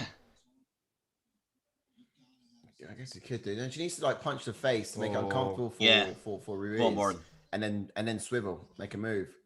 But needs to like get at least some strikes in there on the head. But it's risky. Once you get that left arm out to strike, Ruiz is gonna try lock it up. So here we go. Now she's got Ruiz's leg. Now, she's trying to tie up that arm again. She's trying to tie up that arm. Yeah, look. She's trying to tie up that arm. Baze let go of that. Oh, she's trying to tie up that arm. She's gonna go. She's gonna try and. Oh no! No! She might have it. Oh, it's very tight. I don't know. It might not just. Is that arm hyperextended? I can't tell. Baze is throwing the legs up. He's doing the right thing. We're throwing the legs up. It's getting the momentum going to the other way. I thought she had an arm bar then when she threw the legs up. No, she hasn't got anything on. She's throwing the legs up though, making it really difficult for Riz to submit. Baze needs to really rotate her body round. Oh, come on, Baze. No, get thrown back up again. Don't give up. Don't give up, Baze. Oh. She's going to slip out. Oh, wow. There we go. I can't believe she managed to get out of that. Just throw caution to the wind now. You got to throw caution to the wind. Oh dear, oh dear. Oh dear, oh dear. Oh dear, oh dear. Insane. Oh dear, oh dear. It works, right? But she's almost getting like Ryan Hall. You know, Ryan Hall's like slick with the lead lock. Yeah, and like, literally. This girl just seems to just head. Yeah, you know what I mean? Straight away. Straight away, like, I know you belong here. Like, I'm going to put you here the whole entire fight. Like, oh man. She's out. She's got her head out. 30 seconds to work. Just land. She's got to watch herself though. Yeah, 30 seconds here. You got to. There we go.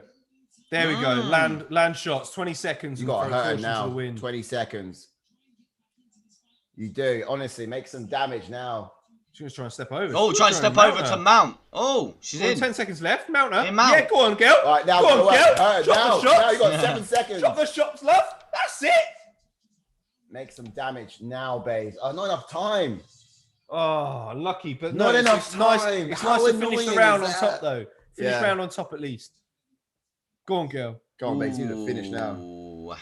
Reckon that's 2 10-8s. Interesting. No, I don't think the second one would have been. I don't think the second one was 10-8. Okay, yeah. Hope not. At least a 10-9. This is exactly the same strategy that MONTSERRAT deployed in the last fight. That's the thing. It's working. It's like go-to. Seen it all before, though, yeah. Yeah, like you said, it's Ryan Hall dropping down for that leg, Oh. pushing her to the fence to get the headlock. Oh, she has that headlock. Great coaching. Good point. Great coaching. Just don't get a headlock this round. Yeah. She's cracked her a few times though. Yeah. Get the hell out of there. Right, round 3. Obviously, great advice, but guessing 2-0. Both rounds we're going for Ruiz. I'm guessing. Yeah, I would say so myself. But even if she loses this round, I think obviously with the first one being a 10-8. I think the coach gave some good advice there to Baze just now about, just get her head out there if you ever, don't grapple with her. But at the same time, it would have been nice to have an antidote for what happens if you get on the ground. What does she do there? If it does go down. Strike a move, exactly. I think Ruiz's corner said that she's going to be really aware of you going for that this time around. So give us something else. Yeah, just as what Warren just said, Coach. I think she's going to take you down. Yeah. Oh, Baze's game is fucked though. She's like, you come here. I think for Ruiz, it's going to be like, this is what I'm saying. Obviously, to do with like we mentioned last couple of streams, like to do with like live scoring. If you know what I mean, like she knows she's up 2 rounds. Like obviously, surely she must know that. And again, if that's if that's shown on the screen and you can see it, then what's she gonna do? Coast this round? She might do, yeah. Bearing in mind one of them's a 10-8. Bearing in mind one's a 10-8. But then again, like they're still exchanging. If you know what I mean, she's still willing to throw when they're like together, which is. We had to laugh. Did you see Baze's fight on the Contender Series, where at one point her opponent was on her back, and she was standing, and the opponent was trying to bait her into the grappling exchanges, and Baze was like, "No, get the fuck up." Yeah. She was like, sorry. She kind of like apologized. She was just like, game as fuck. She literally just got lost in the moment, didn't she? Yeah. She was like fully fighting. She's like, get up. Sorry. Can I ask why was you doing that? That was mine. What was yours? This fight. Oh, what do you mean? You mean it was yours? on tape to have the old notes on. Acceptable. Huh? This one was mine to take notes for. Yeah. Your notes are in it. Absolutely. We do it as well, though, but we start with yours. And generally, what did you find when you took notes in it? Did you expect this sort of outcome? From RUIZ, yes. To take her down. Not obviously constant with the headlock, but to be aggressive, take her down. Yeah. But as Jordan mentioned earlier as well, Vice has really good fast hands, good striking. We've not seen it. We've not seen it yet, but yeah, just now, as you said that, Bayes cracked her with a nice right. Something Ruiz felt, but Ruiz is she's got some damage herself. She's got some damage, and it's here we go again. She was trying to really avoid it. Wow. She's trying to watch that arm that coming over the top. Oh, this is demoralising. Once again, I might just go for a quick wee now because she's going to see this round out. I'll go for a quick wee. Oh, shit. It's annoying this. I'm loving it, mate. The coach didn't give her any advice about if it ends up in this position. I mean, we didn't really see her dominate any one fighter in this position. We saw her get in this position in her last fight, but then she got the submission. Obviously, it's something to bear in mind. We didn't really realise how good she was at controlling in this. Yeah, obviously not seeing much, but crazy. How would you guys get out of this? What do you do here? What do you think that Bayes needs to be doing to get out? I'd go for locking the leg, which is good. Yeah, no, I'd go for a quick tickle in the bum. Forgot about. Oh, hello. Go on, girl. Take the back. This is it, girl. Got a minute to work. Come on, Bayes. Oh. RUIZ is doing a really good job of not. Oh, it's too late. Oh no. Oh wow. Don't worry, I'm loving this fight as well, mate. I'm enjoying watching. I'm enjoying watching the boys' faces in this fight. I'm loving it. Yeah. Oh man. At the moment, I Bayes fan, man. Yeah. Same. I was a fan of Bayes. 30 seconds is not enough. I think I'm gonna get another one right here, boys. Damn it. With just over 20 seconds. 3 for 3.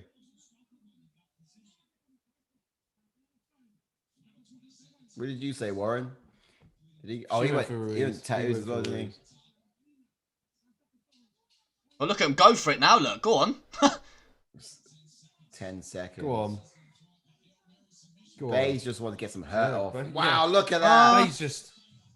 No. Oh wow! Just too much. Still going at it. Putting a middle finger up. Oh, look, Bayes' game was fucked. She's gangster. She's like, what?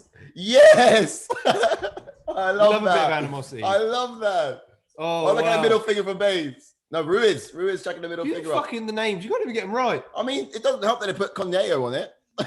Apparently, according to you, Bayes is fighting Bayes.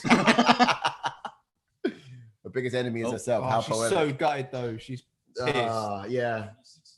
It's like that's all you've got to your game. I feel it as well. In the last 10 seconds.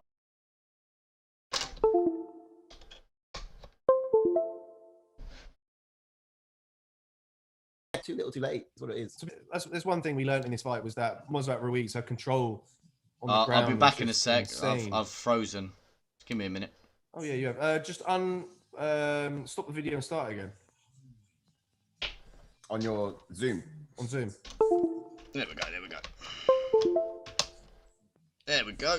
Boy, oh boy, oh boy. I'll be back in just a jiffy. You're not back yet. No, I'll be back in just a jiffy. There we go. There we go. All right, cool. There we are. Lovely. Do apologise about that. Cool. It's all right. Oh man, just that was so I think he got that excited with watching you two suffer. It froze me. Yeah, I've already put the winner up. I've already put the winner up. Oh yeah, look at that. We're ahead of the game, RUIZ. I've already put the winner up. This is obvious. Yeah, I'll give you that as well. I mean, let's see what the judges say, because sometimes. Yeah, I'm interested. Do you want to turn yours up a bit, see if they do give a 10-8? Yeah. Just turn it up one notch. That's it.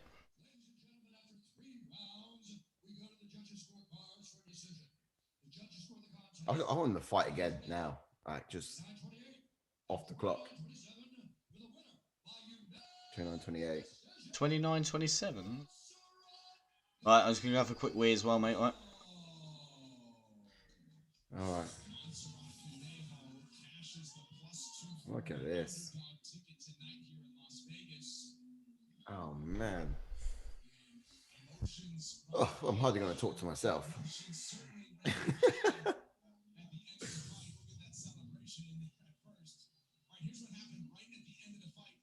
Yes, here we go. Right at the end of the fight, Baze pushes her out of her face because Montserrat gets right in her face. Yeah, and Baze didn't back down. Look at that. Wow. Animosity. You don't get enough of that in the octagon. Too many sportsmen and respectful fighters.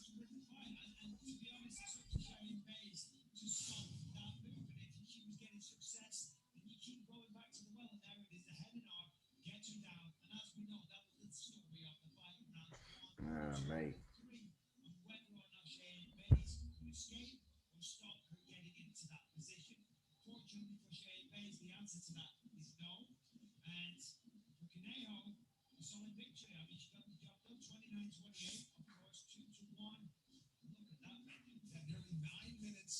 Mate. There it is. We'll just watch a bit of the little cat fight at the end, but Montserrat just got in the face. In Baze's face, and Baze pushed her out of the face. It was just like, yeah, bitch, you want to go again? Let's go round 4. Let's go for me. Baze is going to fuck, but I mean, in all fairness, Ruiz executed her game plan and really nullified Shayna Baze, really. She did. Giant Baze. Yeah. So, Mexico. Oh, someone's translating. Don't care where it is. Yes, I will boys. bring the fight. I will bring it. I will get you in. I will get you in a headlock, and that's it. That's it. Look at that. Yeah, that's it. Do you know what? She brought a lot more than what we saw in the last fight, didn't she? Well, okay, I can't really say. Well, she did get the submission, but she was certainly. I didn't think she was able to bully Cheyenne the way she did up against the fence in the wrestling against the fence. Yeah, she did. Certainly stronger upper body. 10-1 though. Purple belt Mizzin Jiu-Jitsu. Warren Gonius Kahib wearing a mask.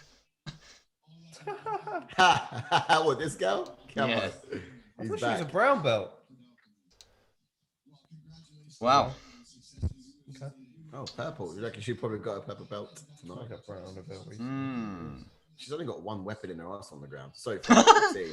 I wish I put her in my bet now. Yeah. Yeah, it's just too unpredictable when you got these UFC debuts with these guys. It's a bit too unpredictable to see how they're going to react. Yeah, you can't really tell where they're going to go from here, to be honest. No. That's what I mean. But we know what her game plan is coming into the next couple of fights. She's 10-1 though. She's Yeah. 10-1, so who knows? That's it. But knowing the UFC, they'll match her up with someone else who's probably got one loss on their professional record, you know.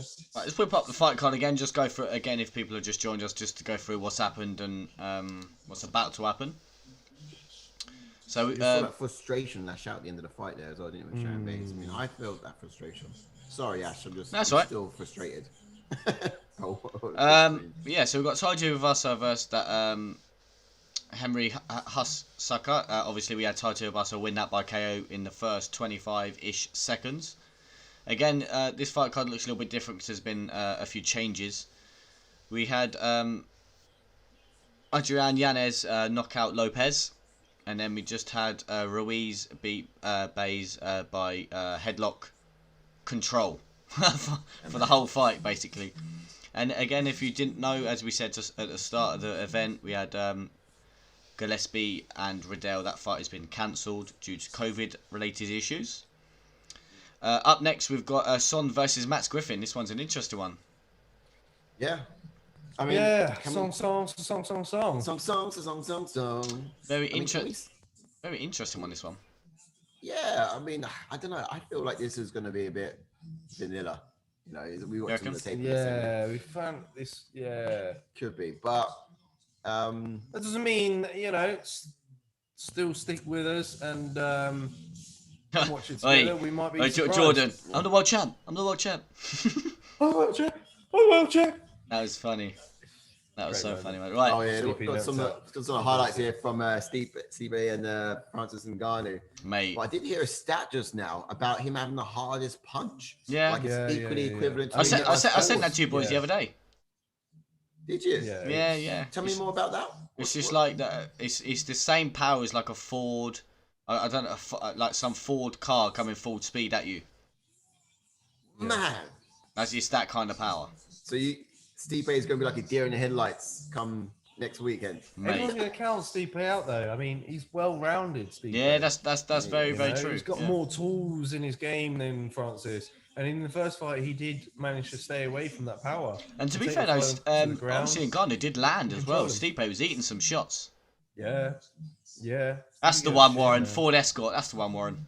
Ford Escort, full power, full speed. Yeah. Right, enough of that. We'll break into that. We're giving away too much though already. We're getting to Son versus Max Griffin, yeah.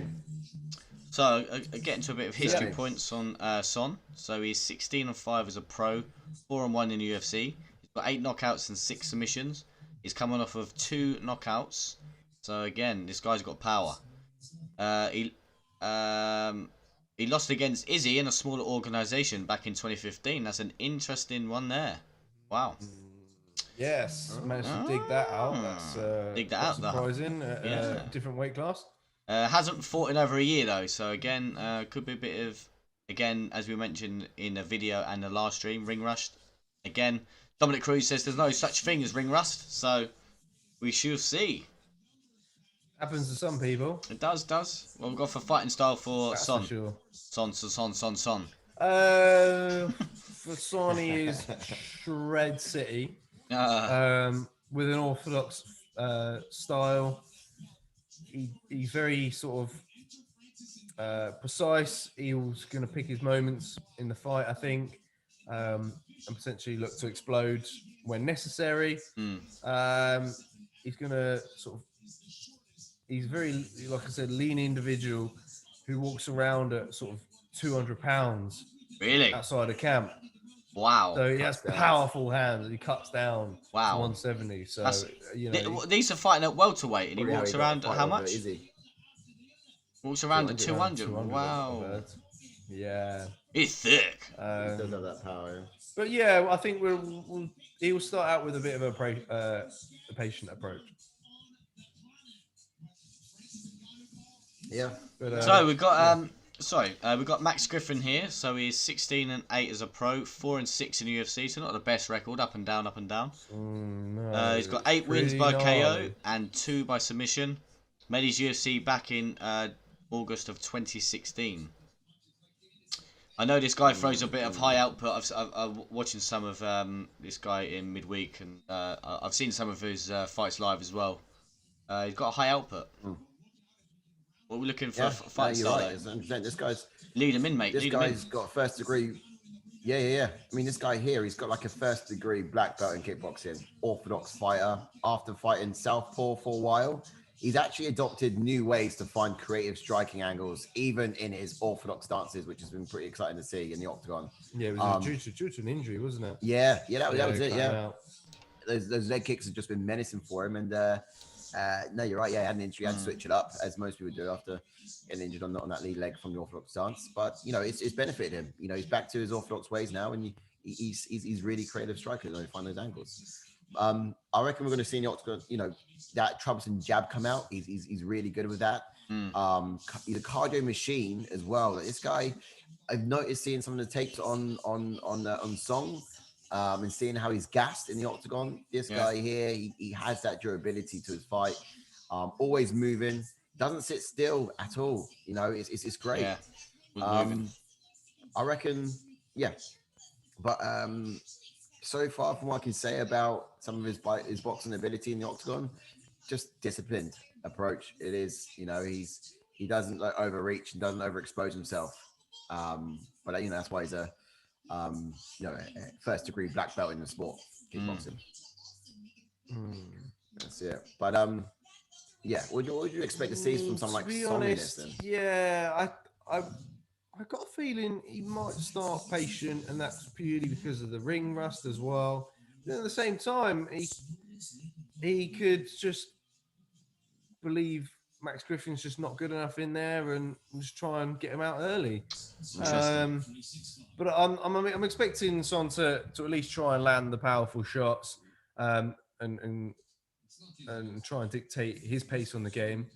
I think he has an opportunity that's going to come out of the blocks with a high output. He just needs to be patient and land the counter shots, really.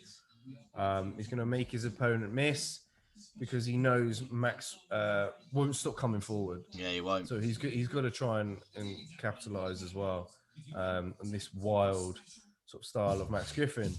Perhaps land a couple of leg kicks to slow down Griffin's movement as well. I think it probably would benefit him a lot in this fight if he's able to implement that. And I think he's going to use his strength in the clinch as well. Yeah. Yeah. He's strong on the ground, isn't he? He's quite strong on the ground. As you were saying before, Lifts the guy up like benching it off of him. Yeah. Yeah, that's the sort of thing, you know. If someone walks around at 200, you know, Sorry. you can see that power. Sorry. Yeah. Just turn the TV down just a notch. Yeah. Oh yeah. Oh, you got it. Huh? Yeah, no, I told him to turn it up earlier. Okay. That's it. Forgot I didn't turn it down. That's right. But yeah, so the what I expect here with Griffin, right? I know he said this guy's a great boxer. I reckon he's probably going to come out strong, start using that range and his jab to keep his opponent like on the back foot. Ultimately, going to use some of his UFC experience here, but he's going to fight at quite a high pace, capitalize on the fact that Song might fade in the later rounds. You know, I've seen his gas tank expire with Song as well. In some fights before, to a point that almost the crowds. I mean, he didn't have to he didn't have to do much more because he already dominated the prior 2 rounds. But you know, it's almost like, you know, we come in here to watch a fight. We don't see the last 30 seconds of you guys just like touching each other. Yeah. So look, it tells me the guy can gas. But yeah, at the end of the day, Max Griffin rotate. I can imagine use that sort of crisp boxing, feints and footwork to throw his opponent off. But yeah, like it's all to play for here, really. That's the thing. Like you've got. Sorry, just to say, Griffin obviously, like you said, he's kind of a machine and he throws a lot as well. But I'm interested to see if Son can catch him on the way in, because in a lot of the fights, Son's caught a few of his opponents on coming in, just using that pure power. Yeah. This is it. For me, I reckon. Would you guys rank in terms of who's going to take the fight? Because for me, it's Griffin if it goes to duration, but it's almost a bit like Song if he catches him. So it's a really tough one. It's true. I'm going to go for Son on this one, just purely because I think obviously I've been watching some tapes on Max Griffin and he's got power as well, but I can just see for some reason I could just see Son catching him when Max Griffin's coming in. Yeah. So I'm going to go for Son in this one. Song, KENAN. That's it. Who are you going for in this one, Warren? What about you then, Who I'm going for. Yeah. I think I need to twist on this to get ahead, right? Did you go for Son, did you? Yeah. No, I haven't yet, but I think my Griffin. Jordan, you went for Son, didn't you? He's trying to... Yeah, what's Son, KENAN. So what's the score at the moment? 3-0 me. I've got 1 right. 3-0. 3-2. I got 2. I got 1. So it doesn't matter. It doesn't matter if Son loses because Jordan can't get ahead of me. Race. Yeah. Yeah, but I need to. Am I going to make Jordan think? Oh, should I go Griffin? Warren's gone for Griffin. Griffin on this one. Yeah. Or as he's put it, Griff. The one. Griff. The grifter. Yeah. Counting on that crisp boxing to happen here. So I'll don't know. Or do I go Max to switch it up? No. I can. Locked it in, boy. Ah. You got a chance to get on a level playing field with Ash in the final anyway. Exactly. So when Ash has egg on his face. Yeah. Ah. Yeah. Don't. Wow. Yeah, I definitely think I can see Son catching him, as I said a second ago. But Max Griffin's no slouch though. Like you said, he's kind of machine. Will throw a lot of punches. He's a very wild individual as well. Yeah, he probably mix it up with a takedown here or two as well. He doesn't know what he's doing. You reckon? Maybe. Yeah, isn't he got quite an awkward rhythm? Yeah, to his fighting, awkwardness to himself, which is a bit annoying as well. But yeah, it can be quite unpredictable for the opponent though when he's going to come in with a strike. But I think it affects the fighter throwing the punches just as much as the opponent who's that's true. Yeah, who's unable to predict when they're going to come. You know, when you haven't got the rhythm to your throw to your fighting style. This Son guy is huge, man. Yes, he's absolutely shredded. In as well. He is shredded. Oh, I do like how confident he is as well. You see that little stat? Yeah, I was just about to read that out, mate. History. Ooh, I was just about to read that out. Go on, beat me to it, mate. 6. Oh, no bad, yeah. Back-to-back wins, finished 14 of 16, 8 knockouts, 6 submissions. Is it too late to change my decision? No, just as you said to Jordan, mate, you've locked it in. But like you said, obviously, like with a guy that possesses this much power, and if Griffin makes out the first round, or again, I'm not saying that Griffin can't stop Son, but if both of them make it out the first round, we soon see how his gas tent fares in the second. Yeah. Yeah, we'll have to wait and see. Like I said, obviously Max could mix it in with a takedown every now and then. Obviously, make Son tired. I'm interested to see if he's going to do that. Let's have a look at these accolades here for Max. 6 first-round finishes. Yeah, 5 in 56 seconds or less. 8 wins by knockout. 4th highest takedown accuracy among the active UFC welterweight division. Is it too late to go Griffin via blitz in opening round? He's on a blitz. Don't know. Look at that reach advantage. Oh, look at the reach advantage. About 5.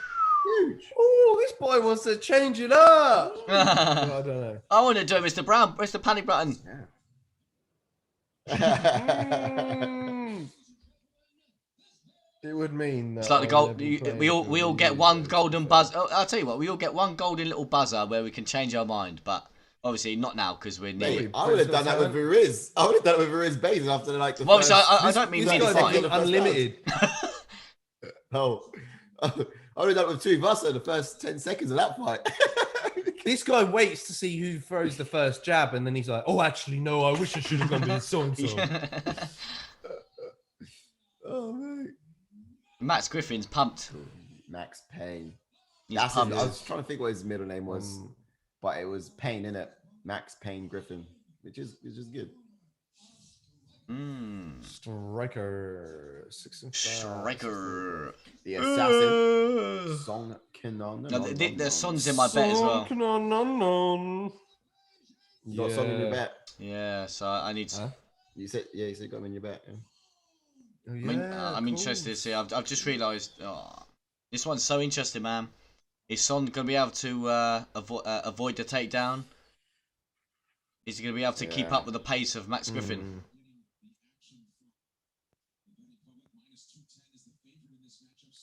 We are gonna kick it off. KENAN. Wait. Son KENAN. Straight in. There we go. Straight in. Look at this. Striking already from Griffin. Oh. Okay, yeah. Ooh. No one's being patient in this. Yeah. Oh. Son with that left. Son pumping out that jab. Oh, great kick there from Griffin. Oh wow. There is no slow pace to the start of this, boys. There is no slow pace. No, not at all. I like this already. More. Great movement there from Griffin, but they're both sort of rotating around that center octagon. Ooh. Wow. Great strike in there from Griffin. I think Here we go. this is what I mean. This is going to tire Son out with the takedowns and up against the fence and the clinch and everything. I don't know. I think someone's got the power to just push him off if he takes him to the ground here. I don't know why he done that. I would have, if I was him, kept the striking on.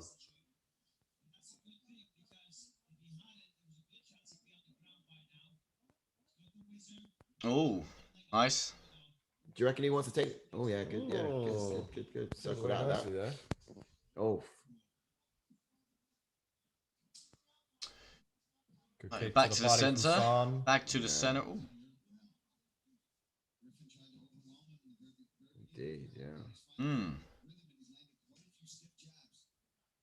Some stiff jabs, being thrown by Song, and it seems to like catch each other. You see that leg kick just hurt him there. That leg kick hurt him. Okay, yeah, that was already nasty. just one. Yeah, look, he's and he's switched stance already. That is interesting. Yeah. I mean, I don't know. He was in an orthodox stance. He was in a southpaw stance, anyways. He's predominantly orthodox. Look at the power of this Song guy. He's just. Yeah, this is what I mean. You can already see, like, as you boys mentioned earlier, the high output of Griffin, and then just the slow, sluggish Son. Like I said, I think he's going to find it tough. I think. He's tagging him really well. Those kicks, though. Song is.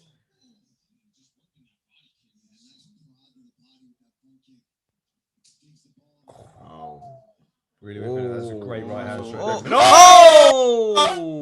Finn finishes him! Touches the guy! No! I should have changed it up. Canvas! I should have changed it up. Wow. Wow. Oh. That is insane. Big right hand from Yeah, Griffin. whoa. I'm back in the race. Right hand buckles in, gets him up against the fence, and then another 1-2 with the right hand over the top to finish it. Mate. And that's it. It's canvas for dinner. Wow. Max Griffin puts away Son KENAN. Great win for Max Griffin as well. Yeah, man. Fantastic. Big win. 5 and 6. Annoyingly, that now, last in the punch UFC, there after the knockout was to the back of the head, but he was just dropping and turning on it. He was gone. Gone. Yeah, DQ win for Son.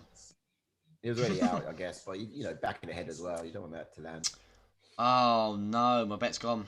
Oh no, 3-2-2. Oh, I was looking for the clean. Back in the running now. I was looking for the the clean sweep. Not now, boys. Not now. Close to it. Could be one away. The next one's interesting because obviously you two are both on 2, I'm on 3, so we could all draw. Evening. Ah, dang. I'm on 2. Oh yeah? Yeah. I'm on 3 though. I'm on 2. Oh, of course. Oh yeah, cool. I'm back in the running with that one. So yeah, on this one we can either get level playing field or Ash could take it away. Yeah. It's gonna be a 3-all draw, boys. You said that early. Clip it, Warren. Clip it. Coming back. Just That's annoyingly, like we were saying about bloody Son's power. I would have been on 3 if I didn't go against bloody is it Tuivasa? Ty. Yeah, Tuivasa, that's it. Ty. Talking about Son's power all bloody earlier and Bosch from Max Griffin.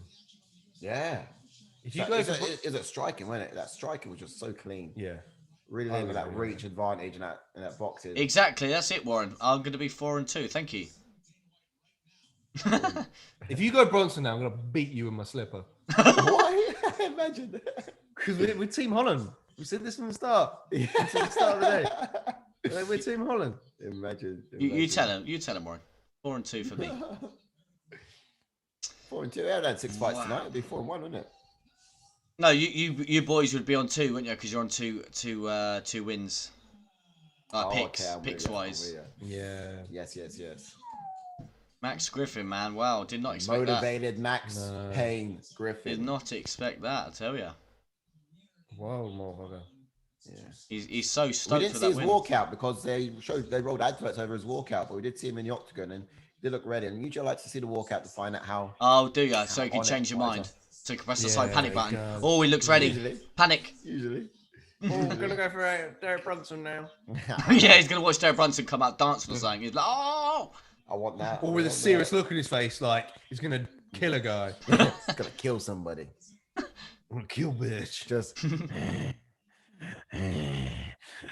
Right, because they're gonna make Warren hard at home.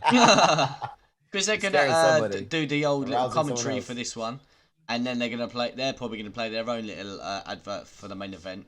I might whack up mine. yeah, yeah. Yeah, go on. Because obviously, I could do Oh, another. Khabib's sitting next to Dana. is Oh, he? look, Khabib sitting there. Ooh. Yeah. He's announced he's retired. That's it.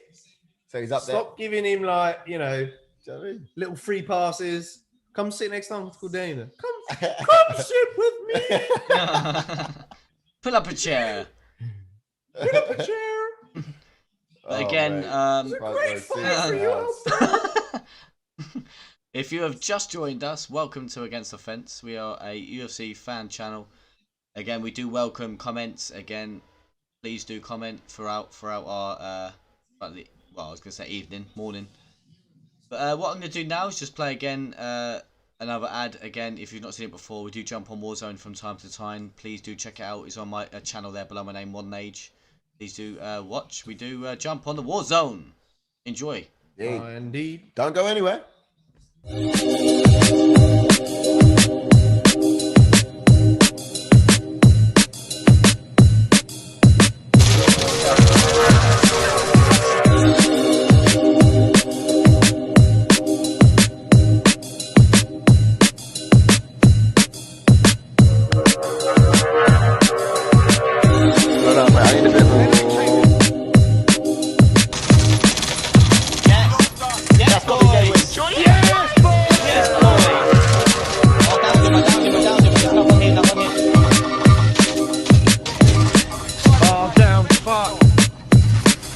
There's another one just below you, mate. Get inside. Get inside.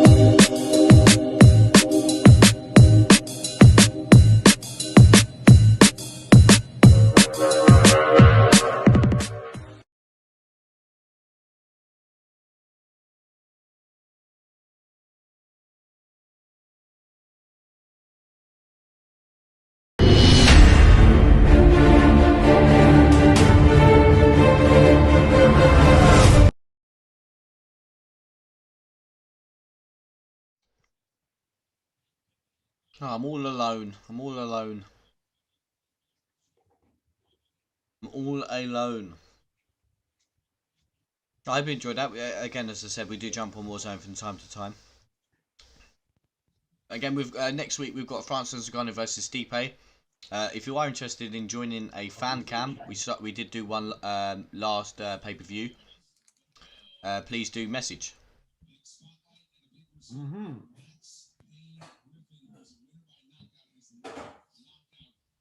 Mr. Brown putting the kettle on. Yeah. Nice. All the way back to California. Where are they now? Fight Island. No. Where are they? It's Apex, mate. Apex. Oh, man. Ooh-wee. You reckon it's too early to break into it, or? We could start. Let me get the old fighters up on here. Bosh and Bosh. Oh yeah, good job. We're going to look at the old the fight card, the tailor to tape. Yeah, go for it, mate. Go on, yeah. Fight card up. Let's get it up. So, as I know I've said before, we've had a few changes to the card. First off, we had Tuivasa versus Henry HUNSUCKER. We had Tuivasa winning that in the first 20-ish seconds. And then we had Andre Yanez. Oh, yeah, it was Andre Yanez versus Gustavo Lopez. We had Yanez winning that by KO as well. And then we had the two women. We had Baez versus RUIZ. We had RUIZ winning that by domination, winning that the 3-round decision. And then we just had Son get absolutely flatlined by Max Griffin. Max Griffin that winning by KO, and Gillespie against Riddell. That fight has been taken off due to COVID-related issues. So we're already there. We're already at the main event, boys. Already there. Yeah, man. So the main event is Derek Brunson versus Kevin Holland. I'm so excited for this fight. Oh man. I've been excited for a few weeks, to be honest. Yeah, I mean, just to see Kevin Holland again, right? Yeah. With that, I mean, I know you might not have him, but are you excited to see this guy in the octagon or hear this guy in the octagon? Yeah, just constantly run his mouth off. Yeah, man. So we've got Derek Brunson here. He's a bit of a veteran. He's 21 wins, 7 losses as a pro, 12-5 in the UFC, 12 wins by KO and 3 by submission. He's never been submitted. Currently riding a 3-fight win streak. His last loss was against the current champ Israel Adesanya, but that was back in 2018 though. Yeah. What we're looking for fighting style for Derek Brunson. That was his last loss. Yeah. 2 years ago. No, 3. Yeah, no. Yeah, picked up. So I mean, for me, I know you guys are going to get into it in a minute, but for me, if he fights the way he did against MisbahIhsan, I think Holland's in a world of trouble. Okay, yeah, no, it's a fair point. But what's his current win streak? This guy. Derek Brunson's on a 3-fight win streak. 3 fights. Yeah. Not a lot of fights in the last 3 years. No. And you got something like Holland 5 in the last year alone. Yeah, I know. Yeah. In quick succession. So, yeah. For Derek Brunson, I can tell he's a southpaw fighter. He has got a brown belt in Brazilian Jiu-Jitsu. He's also got that which we mentioned before, that wrestling background. But it's an NCAA Division II wrestling background. He likes to unleash that power left hand of his, especially on the break. Yeah. So Holland's going to have to bear in mind about that one and really watch it. Although Holland is not really phased about what his opponent brings half the time. Very true. But Brunson, what he does really well is he does mix his wrestling in with his punches and looks to unleash that vicious ground game of his, really. Yeah. And since training with Henry Hoof, he has kind of upped it, really, in his ability.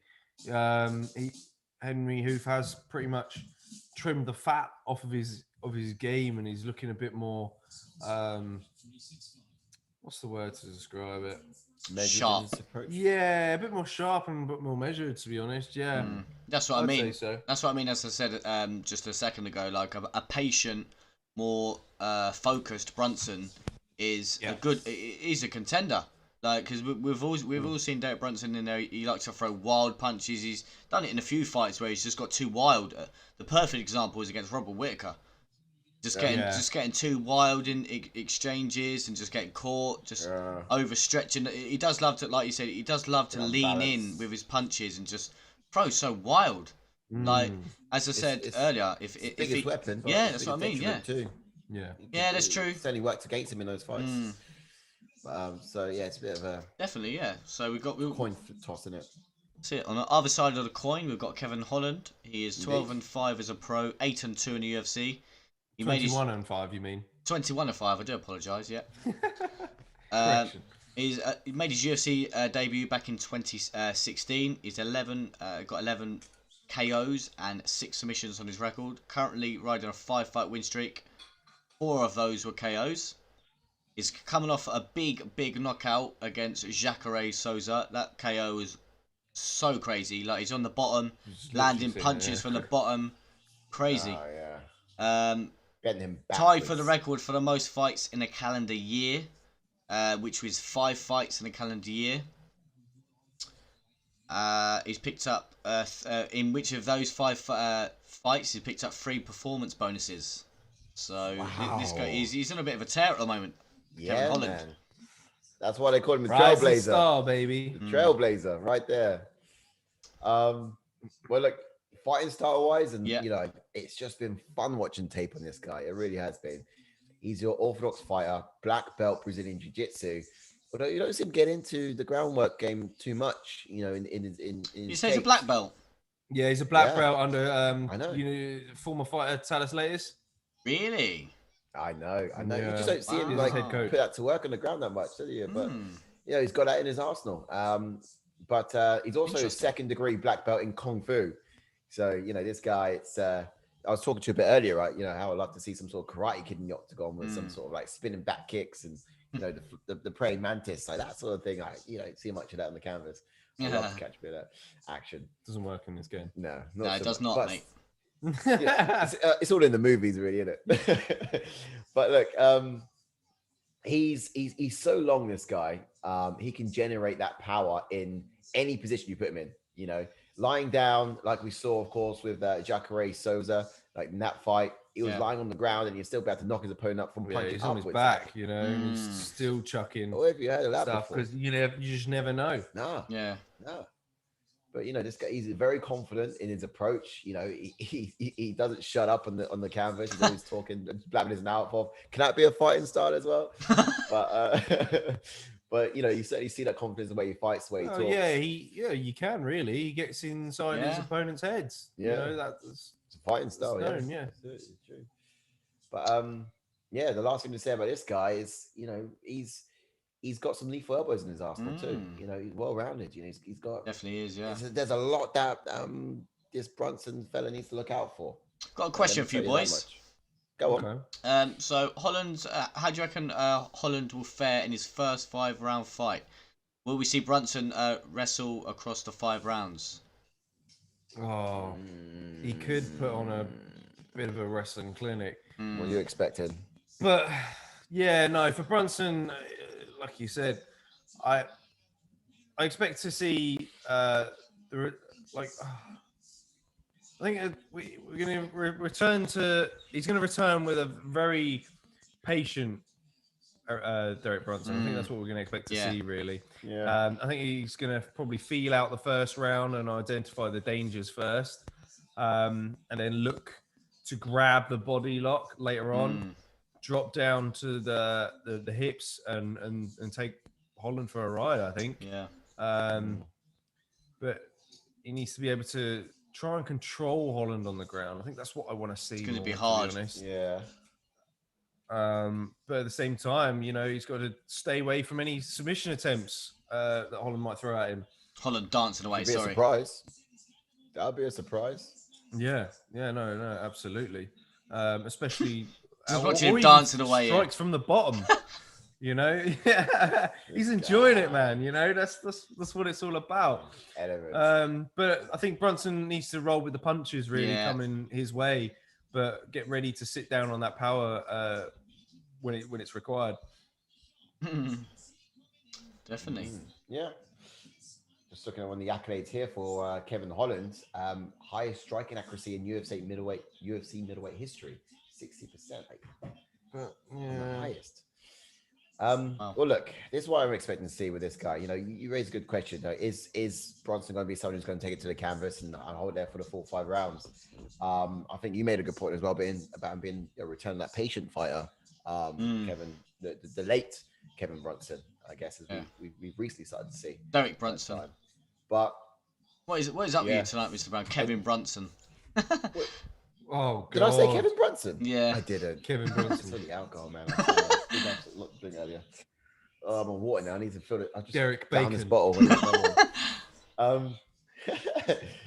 But yeah, look, this guy here, Kevin Holland. Look, I'm gonna expect to see much of what I'm seeing right now. Look at him running around the octagon with full confidence, just laughing it up. But chat shit, get paid. That's what chat shit, get paid. That's what we said. That's what we said. A lot of that from Kevin tonight. You know, he's got a high fighter IQ, this guy. You know, you're going to look him to get inside Brunson's head, I imagine, like he did with Jacare Souza. You know, it's almost like, I mean, I guess with Jacare, there's a bit of a language barrier there as well, but it's almost like, as I was saying at the very beginning of the fight card tonight, it's that sort of confusion. You're like, wait, are you trying to be my friend or something? Why are you talking so much? And then he just switches up. See, this is where you change your mind, Mr. Brown. Look at Brunson's face. Serious. This is where you change. Yeah, business Brunson. Oh, he is business. He does look like he means business. I'm not going to change my mind. No, but like you were saying, like just to touch on Brunson a little bit. Sometimes he leaves his chin exposed, like as we mentioned earlier, which does that a lot. Yeah.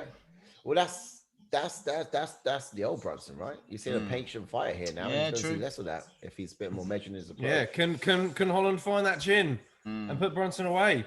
Or will we see a more measured approach from Brunson? That's what we're expecting. That's the thing though, because Kevin Holland starched. Go on. I was just going to say, remember what we said earlier about Kevin Holland potentially fighting Izzy Adesanya? What an interesting fight that would be. Yeah, that'd be sick. Fighting style wise. I kind of want to see it. Yeah, you I got. think the build up to that would be insane. Yeah, imagine. Adesanya. Got to sell that, man. Adesanya beat Brunson. Yeah. Admittedly, it was the early Brunson, so Brunson's made some changes since then, of course. But you know, if we're going to put Adesanya and Kevin Holland on a sort of level playing field fighting style wise, then yeah, we could actually see whether Brunson has made those improvements effective enough. Just to touch on, you were saying about a patient and more measured Brunson, like you were saying earlier about Holland, like trash talking and talking. If Holland's got inside Brunson's head, is Brunson gonna again lean in for them punches like I mentioned earlier and leave his head exposed? Is that where the game plan goes out the window? That's what I mean. Is it gonna chuck it all out the window? Because Kevin Holland's gonna talk to him all fight. You're gonna have to turn yours up as well, boys, so we can hear. Yeah. We will in a sec. Yeah, not just yet. Just when it starts. Well, I didn't quite.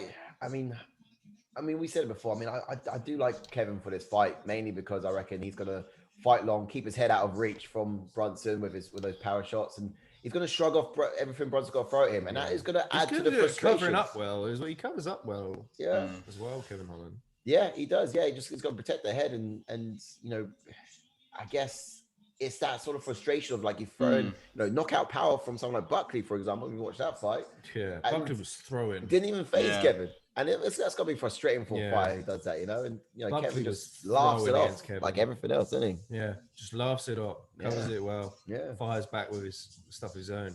Yeah. Put your predictions in down below, guys, if you are still watching us, Brunson or Holland. Who are you going for in this one, Warren? What you got? Oh, the reach. Going for Brunson, isn't he? Oh, yeah, he's going for Brunson, sorry. Yeah, 2 of you were going for Brunson. I'm just to clarify for earlier, I am going for Brunson. Okay. And you two are both going for Kevin Holland. I might wait. I might wait and ask you in a minute, Mr. Brown, and wait to see Brunson's intro, just to see if it looks ready, to see if you press the panic button. I don't know. I could do because I'm thinking. How can you go could do? Wins, I'll just say if I go Brunson and he wins, then at least it's like 4-3 and then 2. And Jordan loses, or I guess they Kevin. He's getting the slipper up, mate. You're gonna get the slipper. Level playing field. then we're all in the same. So I don't know. Do I twist with a potential with the risk of getting or not being of having the loser tonight, or do I just go with what I think? I think I'm going to stick with Kevin. I'm sure I'm going to stick with Kevin because, like I said, yes. I'm going to stick with Kevin. We'll see how it goes. 5-6 after 5-win streak comes a 6-win streak. That's completely normal. I think 6-win streak to 7-win streak is where it's difficult. It's not likely. You don't see a lot of those. So excited for this one, though, man. He's going to get a 6-win streak after tonight's bout.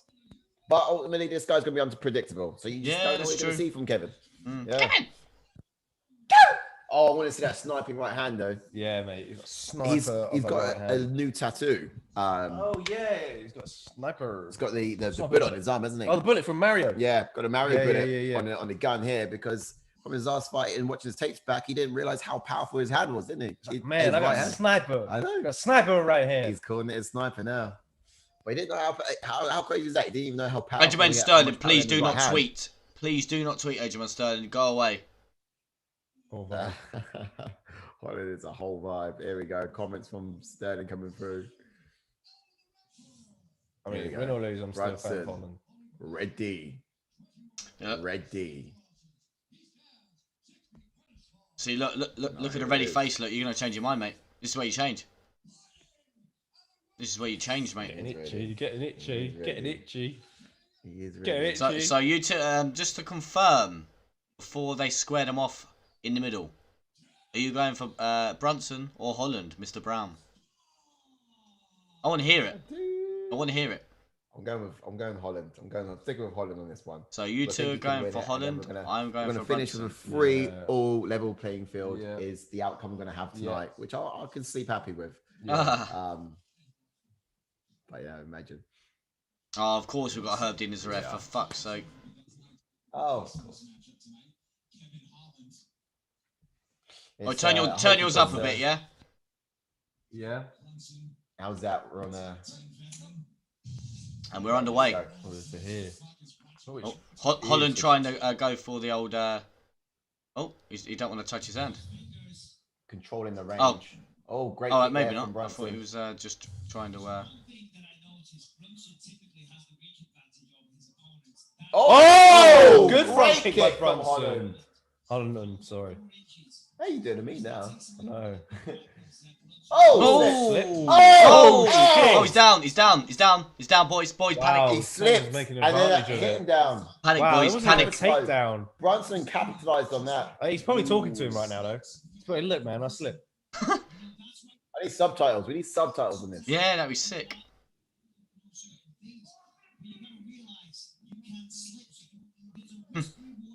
I heard his corner. Right, he's got body triangle. Holland's got body triangle. This is what I'm saying earlier. He's got an underrated guard. Oh, Holland. Tim Holland. Yeah. Yeah.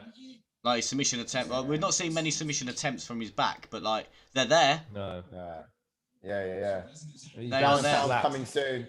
Here comes the ground and pound from Brunson. I can feel it building up.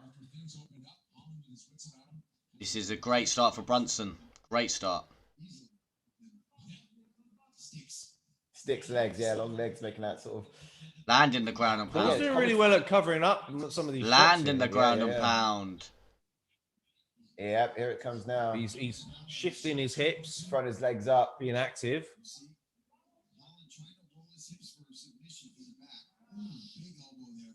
Ooh, man. Why are you gonna be playing like this, Derek? And this is the top pressure. Go for top pressure. Kimura. Oh no, Yeah. there you go. Lost that. But the commentator said really well earlier that it's a big gift here for Brunson. You know, yeah, he kind of has been gifting it because obviously he slipped. And again, what we were saying earlier about the lunge in Brunson. Again, he lunged in there with that left as he always does. Yeah. But again, if that was a standing Holland, he could have got caught. But because it was a slipping back Holland, that's why he landed the shot. He's talking to him. Holland certainly doesn't want. Hey, you see that double slap? Yeah, I saw that on the face there, on the head. Gonna block the elbow as well. 2 minutes to work as well from Brunson. Just over 2 minutes. Yeah, this is a lot of time. Just over 2 minutes. Still left in this round. He's on about the panic button for you, Mr. Brown. He said Mr. Brown's going to hit the panic button. I heard that, yeah. I'm ready to press that. Spam the panic button.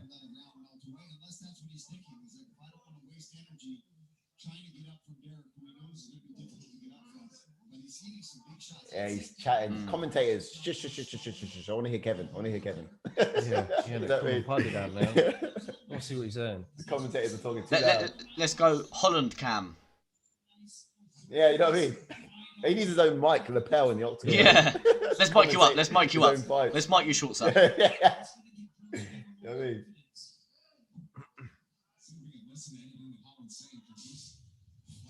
Oh, shut the fuck up then. I wonder if Kevin, what if Kevin wants to like to spit his gum shields out? Ref's got to stop the fight then. Let him get back in. Then what happens? Resume the position on the ground still, won't it? They won't stand him up. Of course it will, mate. Yeah. He's talking to him. Yeah, he is. Just shut up. Oh, mate. I don't know what he's saying. Having a proper conversation with him. Yeah. Oh, that was a big elbow. Control time though, over 3 minutes though, boys. Over 3 minutes control time. A lot. But then again, it is a 5-rounder, so. What's that cool? Kevin's just like, why?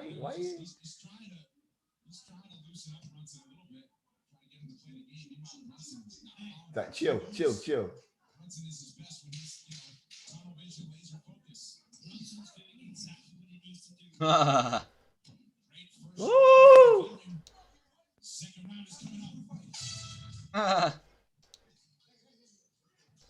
Oh, he did it. He's having none of it, mate. Oh, there you go. He's like, get out of here.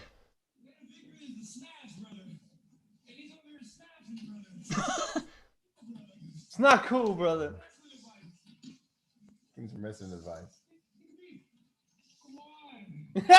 He's so cool to Khabib to talk to.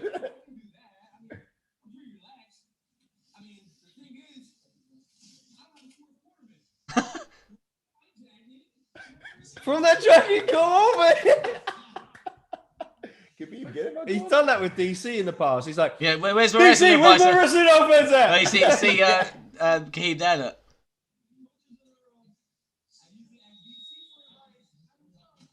You see DC for advice, Mate, obviously, I would love for Holland to win because obviously, like, imagine the hype against him versus Izzy. That's what I'm saying, mate. So you've got to be on the Kevin Holland train. But that was it. He just wasted any coaching advice from his corner. He got none of it. But he's still talking. Maybe we're into round 2. This is such a character, man. I know. Oh, white stance. Yeah, this guy's Holland.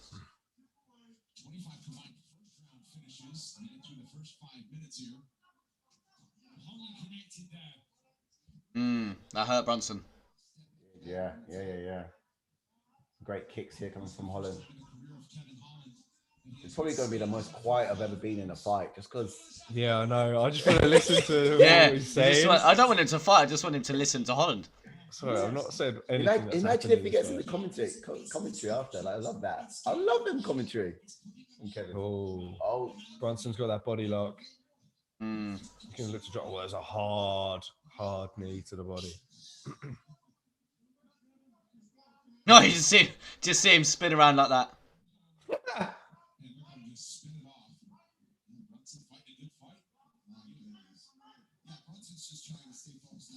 Oh, right hand.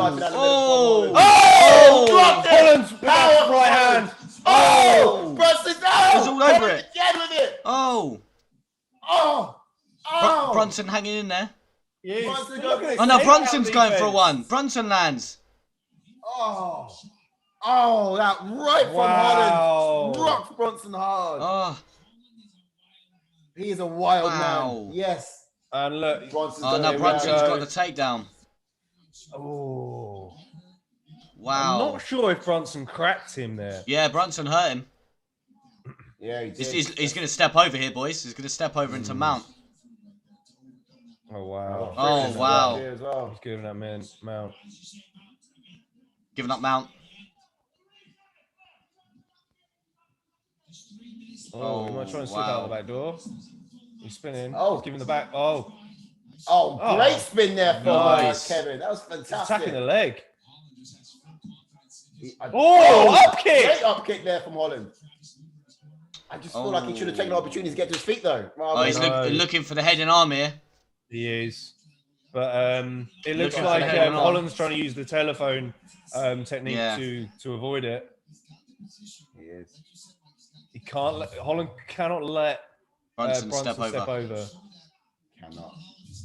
He's trying to get his leg out to step over at the moment. I think he can. You know, if he puts enough pressure on the leg of Holland, he could slip it out. Yeah.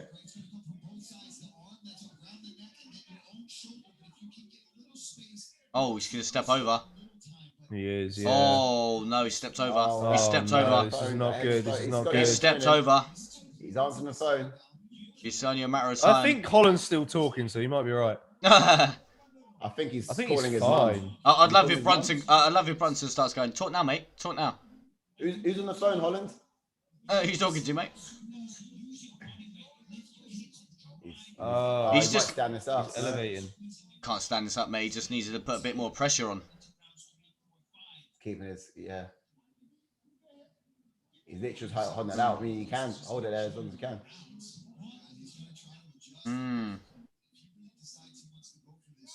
Oh wow. Wow. Oh, he's out. Wow, nice. Fantastic. Look at that from Holland. Insane. Just waited, bought his time, and then just bounced out. That was nice. That was Holland nice. slowed down a little bit here. He has. Oh, takedown again. Oh, he's down again. Oh, damn it, Holland. This is what I'm on about, boys. I know. But then again, I know Holland just hurt him standing, but like this is exactly what I thought he would do. Oh yeah, yeah. Obviously, I want Holland to win, but like, I just think stylistically Brunson is doing what I thought he would. But then again, keeping him out of his head. I'm not saying Kevin Holland can land because he's shown he can land. I'm just saying, obviously, a calmer, patient Brunson is actually a decent fighter. Mixes in his strike. He's got powerful hands, good wrestling. I want to see some of my elbows from Holland. I do. Last 20 odd seconds here, boys. This round just flew by. Did.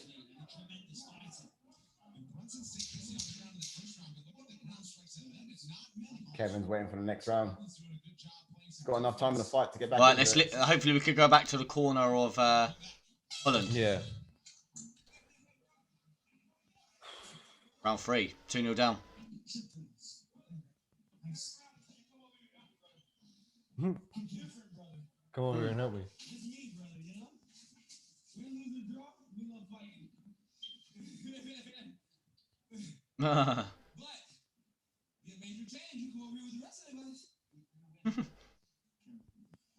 Kevin Holland's a joker, man. He is.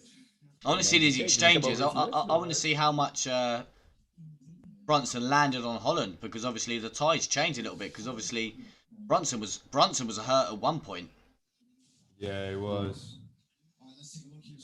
Oh, look at that. Sniping right hand that really rocked him. 3 times that landed. 4 times that landed. Man. Brunson's got a chin. Oh, he overswung on that punch for the takedown. Overswung it. He did. Oh. Brunson ducked under that uppercut. I mean, he called it right, because he changed levels, which is, it calls for an uppercut when someone changes levels on you. You want to catch him on that, but just missed. This is what I'm saying. Like the rate that, like how long he is, he's gonna land. If you know what I mean, he's got to. Yeah. He uses his reach. There we are. Just lands. Oh, great right hand. He's just got. He's gonna land. Land it.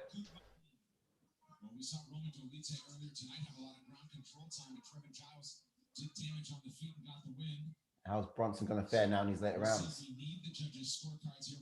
I think he's much more fresher than Holland. Yeah, I think you're right. But yeah, like we said, you know, it's like he just said there. How did he fare in a 5-round fight? Oh, Kevin, it's one of his Kevin. Oh. Yeah. Here we go again, boys. Takedown.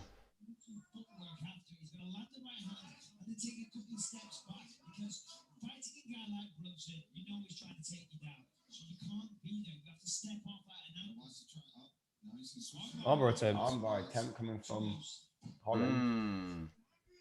From the bottom here. Front his legs up to get a triangle. Watch them up kicks, Brunson. Watch them up kicks. He should have got up though. Instead, he stayed on the ground. Annoying. That was his opportunity. That's the second time opportunity to get up, and he stood on the ground waiting, hoping to strike from the bottom. I hope you're enjoying this as much as I am, Warren, watching these two suffer. But again, I'm not saying Holland can't do it, because Holland is landing. Yeah, he's going to be dangerous throughout the fight. Yeah, doesn't matter if he's on his back either. He's going to throw submission attempts, as you saw a second ago. He's even going to strike from the bottom. He's even going to talk from the bottom.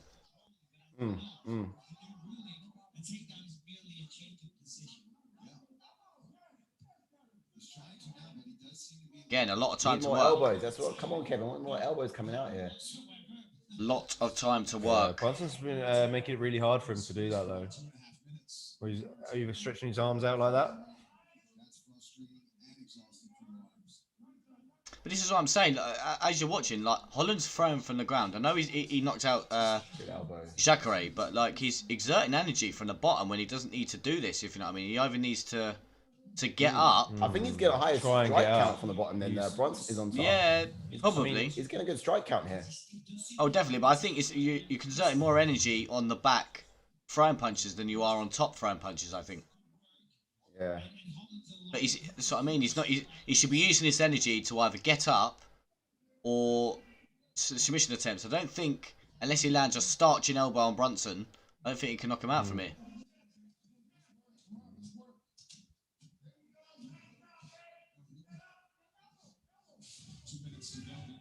Then again, you never know with Kevin Holland. He probably Holland could just... is up to on the ground strikes in this round. Oh yeah, look at that. 19 strikes there from Holland from the bottom.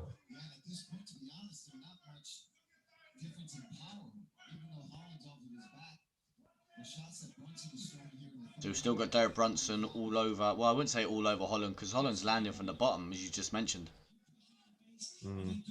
This is what I'm interested in for the judges to. Will they be seeing this? Will they be seeing Kevin Holland land? How do they score this? Because obviously they'll probably give Brunson the round because he's on top, but Kevin's landing from the bottom though.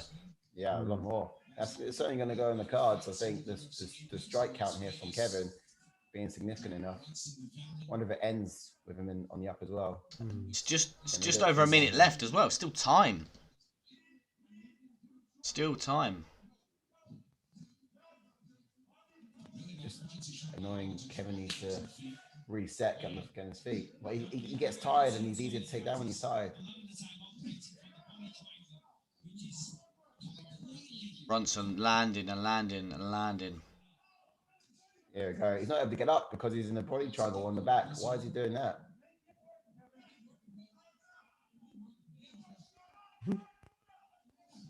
Working, coach. Man, 30 seconds left in this round.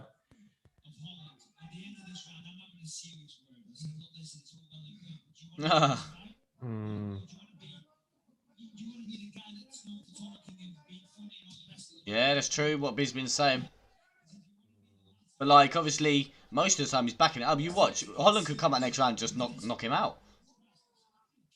Yeah, he could do. He could do. And that is it. We want to see that now. That's what I'm saying. Obviously, Bizbin needs to be careful why he's saying that, to be fair. Me. Yeah. He's always had that ability to like joke around and then, like I said, almost like split personality, like schizophrenia, innit? I don't think I've clicked my round 4 or round 5 in a while. Is this a while we've been in round 4? Yeah, I can't remember the last time we was in round 4. Here we go. Who's the fresher fighter? I love the way they've gone in Kevin Holland. I love the way they've gone in Holland's corner every single round. Yeah. Not even bothered with Brunson. Yeah. And on Brunson's corner now. He's probably still trying to get Khabib. Yeah. All Holland. No.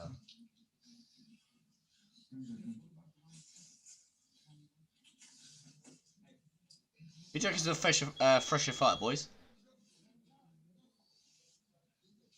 Brunson. Here we are. Brunson's more fresh. I still think Holland's landing like when he starts standing though. Yeah. I just got a feeling Holland fights as much as we are. I just think Holland is going to land. Loving the fights tonight. Smash a like button. Nice early kick there from Holland. Sorry, Ash. Didn't mean to cut you up there. You said. Right. I was just saying we are against the fence. Please do, as John mentioned, like and subscribe. Yes, that's what I mean. I'm interested to see. We need Holland to switch on. Who's going to push the pace this round? Because Holland needs this round. Oh, fantastic. Trying to land that right hand. Definitely. Headhunting though, isn't it? Dangerous headhunting, but he does pick his strikes well. That right hand. Oh. Known to do some damage. Here we go. Oh, he's got Brunson backing up. He's getting close. This is dangerous. Push him off. Push him off. Gets Brunson close. Stiff jab. That one. Stiff jab. Again, push him off. Just push him off. Focus on pushing him off. Do not like the guy. Brunson, Holland's going in for that uppercut, and Brunson's just slipping and using. Oh, wow. Brunson going for the takedown really again. Holland there. It's the patience of Brunson here, because Holland's like punching himself out. What a mistake early that was. on in the What round, a mistake and then that Brunson's was. Then capitalising with takedowns. Went for a Kimura and ended up on the bottom. Yeah, he did. Yeah. I just don't think. I don't know why Holland is entertaining any ground game. Back up. Back on his feet though, at least.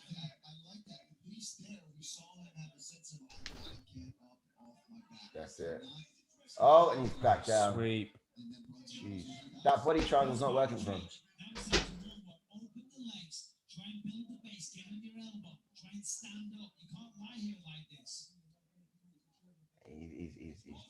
He's just talking. He's talking. Come on, Holland. Get up off the back. Body triangle going on, and he's just slapping and striking from the bottom. But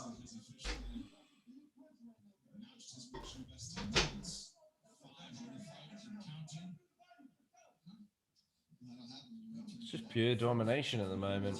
You know, I feel like I don't know. I'm hoping that Kevin's strategy is just wearing him down, being on the ground, and then coming and doing something quite violent in the last. Yeah, I think it's just kind of like hoping he lands that one shot. Really, he's been unlucky, but just always been on the receiving end of a takedown in the end. He's laughing. Is he responding? Is Brunson speaking back?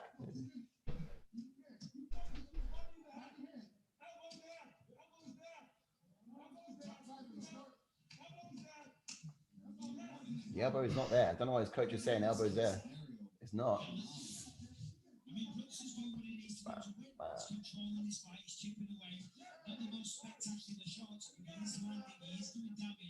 Right. Well, with that, boys. What? All right. I've not missed much. No, he's still on the ground, but Holland needs to get up. He needs more urgency here to get to his feet. But that triangle lock is just keeping him there. Throw your legs up, rotate, move. Butterfly hooks in.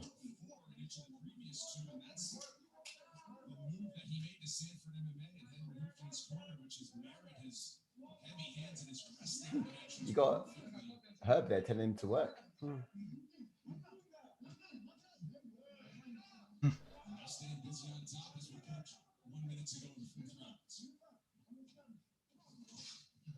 Ooh. Yeah, I think Holland's quite fatigued here. You can tell because he's just being a bit too slow at reacting to some of the exchanges there.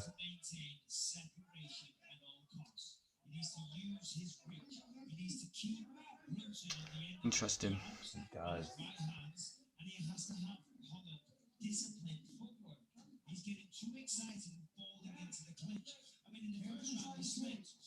Why aren't his coaches hearing the commentators and giving this information to Holland? This is just vital information. I mean, if I was them, I'd tune into the fight on my tablet or something, listen to what the commentators are saying.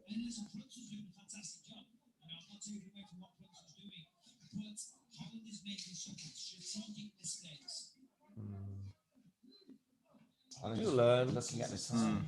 He's only 27. We never know. He could come out next round and start him. He waited for that to end. Yeah, who knows? I feel like the way he was just watching the clock on that one, he was just letting it end to like bring it on the last, which is a dangerous strategy to have. Well, I think Brunson's taken all the rounds for me. It just happened too often. Yeah, I'd say. I mean, he's had a good stake and a good couple of them, but.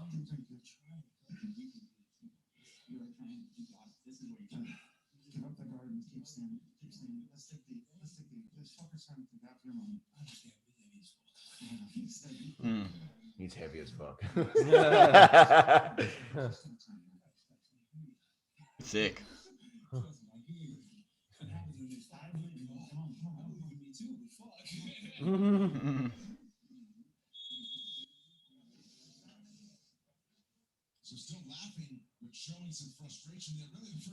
Basically, he's just saying, I can't help it. If he gets me down, he's just too heavy to get off. Did any of them tell him about your leg locks and why you can't get up? Because you're locking yourself in. Body locks. Well, look at him, Brunson ignoring the tap of the gloves. Go on, start you now and say, that nice little finish line should have touched the glove. Possible. Holland's he's landed every single round though from the feet, so yeah. Wow. Great kick. Check that nicely.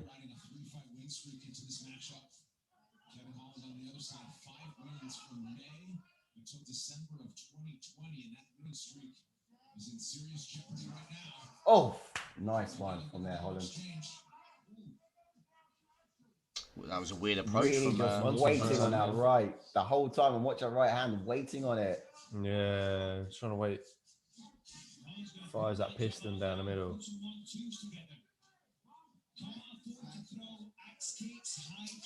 Oh.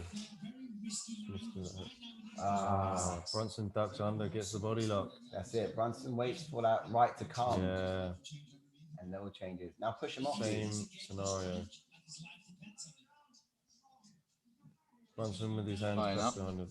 There we go. Now his hands aren't cusped. That's when you can push off. Get your right hand in front of him, in front of the face, and push him away.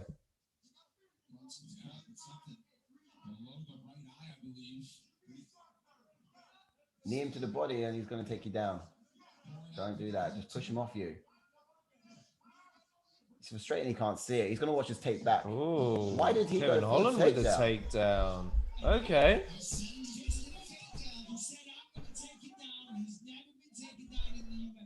Wow. Brunson. Okay. Wow. He's talking to the commentary. What's he saying about? He's saying that I'm taking him down. Mate, go to work. Stop talking and fuck him up.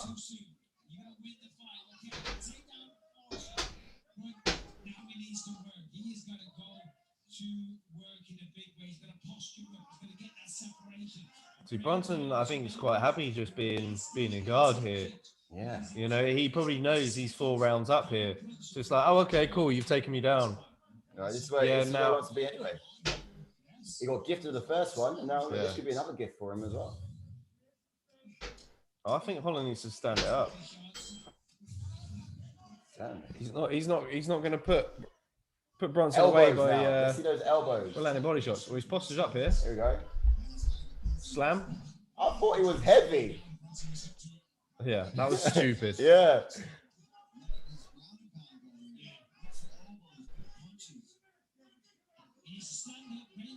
His corner telling him to dig deep now. Yeah, exactly. Now Brunson's still. Apologies. And Kevin saying, "Don't stand us up." Oh, we've got Kevin Holland on top now. Yeah. Wow. He has to go to work, man. He's just not enough, Kevin. You need to get his elbows in. Oh, big shots. Yeah, I hope Brunson touches there we hand. Goes for another takedown. There's the takedown from Brunson. Defense is on from Holland, but not enough. He's to hold the head down. No, man. This is it. Lost motivation in Holland. I've lost my motivation in the guy. No more standing starts. And he just went down so easily. Saw him give up halfway and he's like, I'm down. I feel like for this guy, fatigue settled in as well. I feel like he's happy enough with getting a full 5 rounds of this guy and having 5 wins already in the last But like you said, it's his first 5-round fight. So yeah. I feel like he's happy enough with it. Go back to the drawing board and work. That's the thing I've liked about Brunson's approach as well. Is like the amount of trash talk that Holland's done, the amount of like gimmicks he's done throughout the fight. Brunson's ignored it and stuck to his game plan. To it.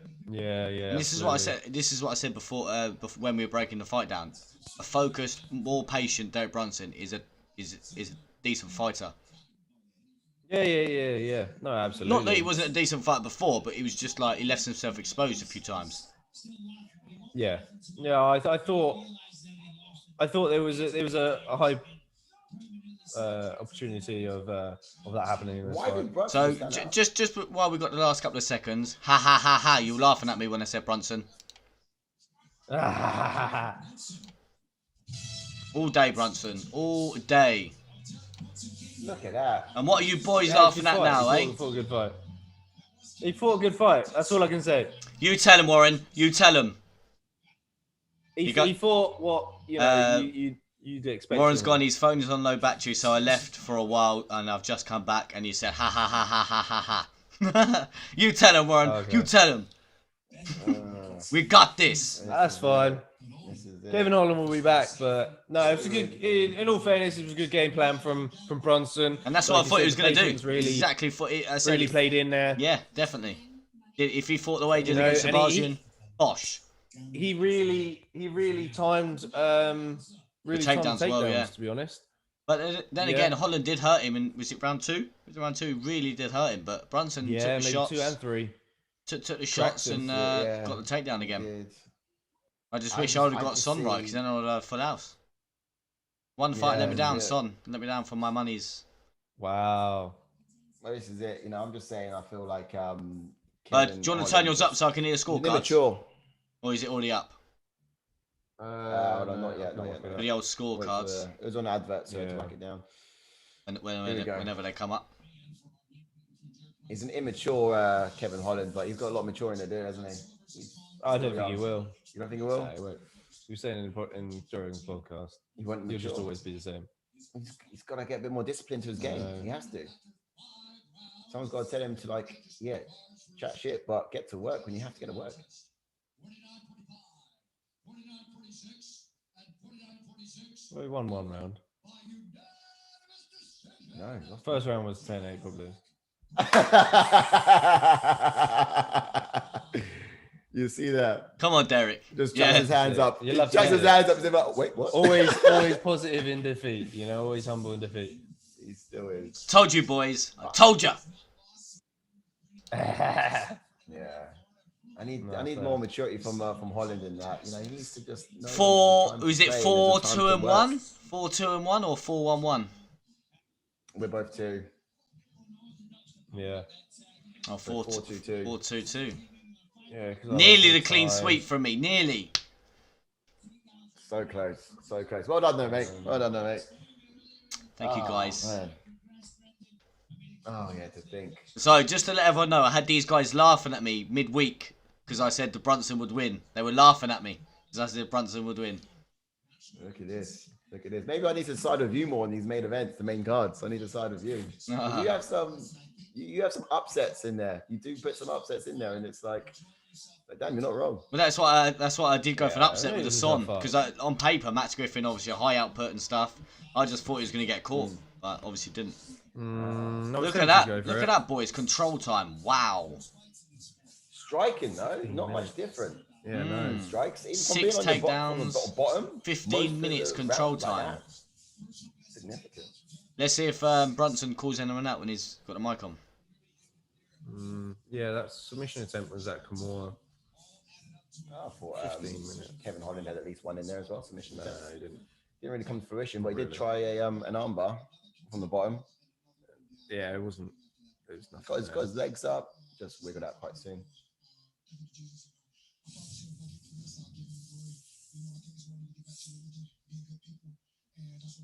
Most wins in welterweight, middleweight. Up there, yeah. There. He's been number top with he. Throwing up glory to God in that one there from Brunson. Warren's going that the guy that got knocked out by Bam Bam let him down in his accumulator. Oh. Oh, really? Yeah, like me. Went for the, what's his name? HUNSUCKER. HUNSUCKER. Yeah, HUNSUCKER. Harry HUNSUCKER. That's an unfortunate. And you just got HUNSUCKEred. Yeah. It just happened way too quickly as well. It was like, what was I thinking? Just whoom, straight up. Yeah. Do you know what I mean? Just I think it's Walk Harry. over him. Harry HUNSUCKER? Harry? Yeah. One's gone Harry or Henry. Look at that, look. Active win streak. Yeah, Vittori on number 4 there. There we go.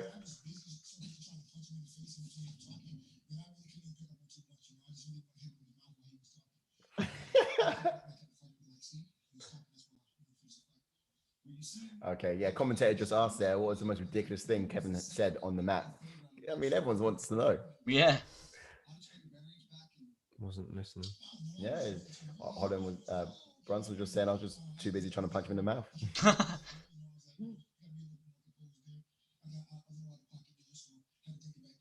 Ooh, who do you reckon's next for? Shall I whip up the rankings or not just yet?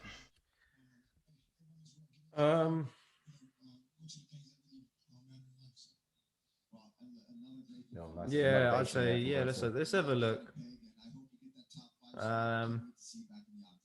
Yeah, knocking on the door at top 5.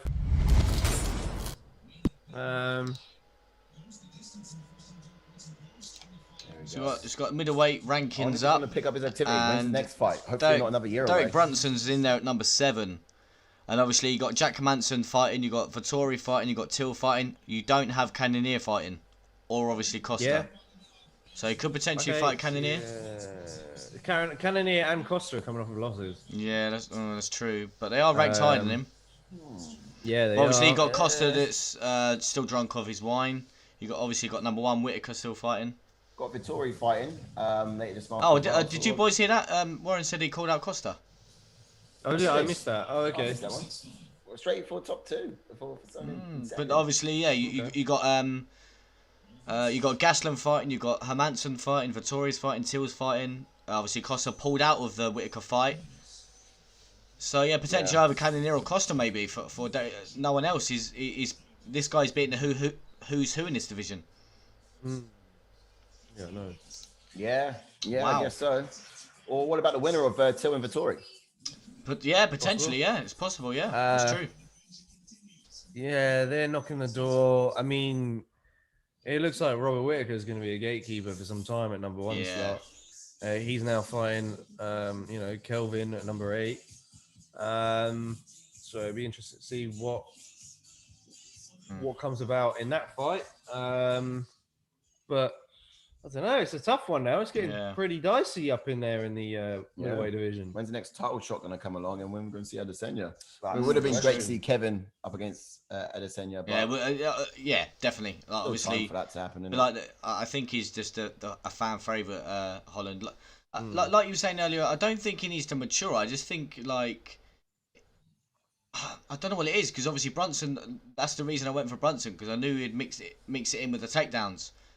I think if he can defend a takedown, all he needed to do is just defend 1 or 2 of them and keep it standing, and Holland was landing. So yeah, it's not like that's it. I mean, it's like we said in the build-up, in the breakdown, really. I said Brunson needed to control Holland on the ground. That's what he did. But there was no urgency. He didn't do anything too rash. He wasn't too wild. It was all about control. Because if you got too rash and wild, then that would have been the opportunities for Holland to get back to his feet and really land those shots that he needed to. That's the thing. I didn't see no urgency from Holland off his back to get back to his feet. Nothing. No. Yeah, and, he's going to watch a tape back and he's going to kick himself. Yeah, of course he will. He's going to be like, he's going to look. Oh, that was my opportunity. I should have taken that one. Yeah, because he could have been right in the mix, mate. Right in the mix. And bearing in mind, he loves to talk, and talking these days gets you fights.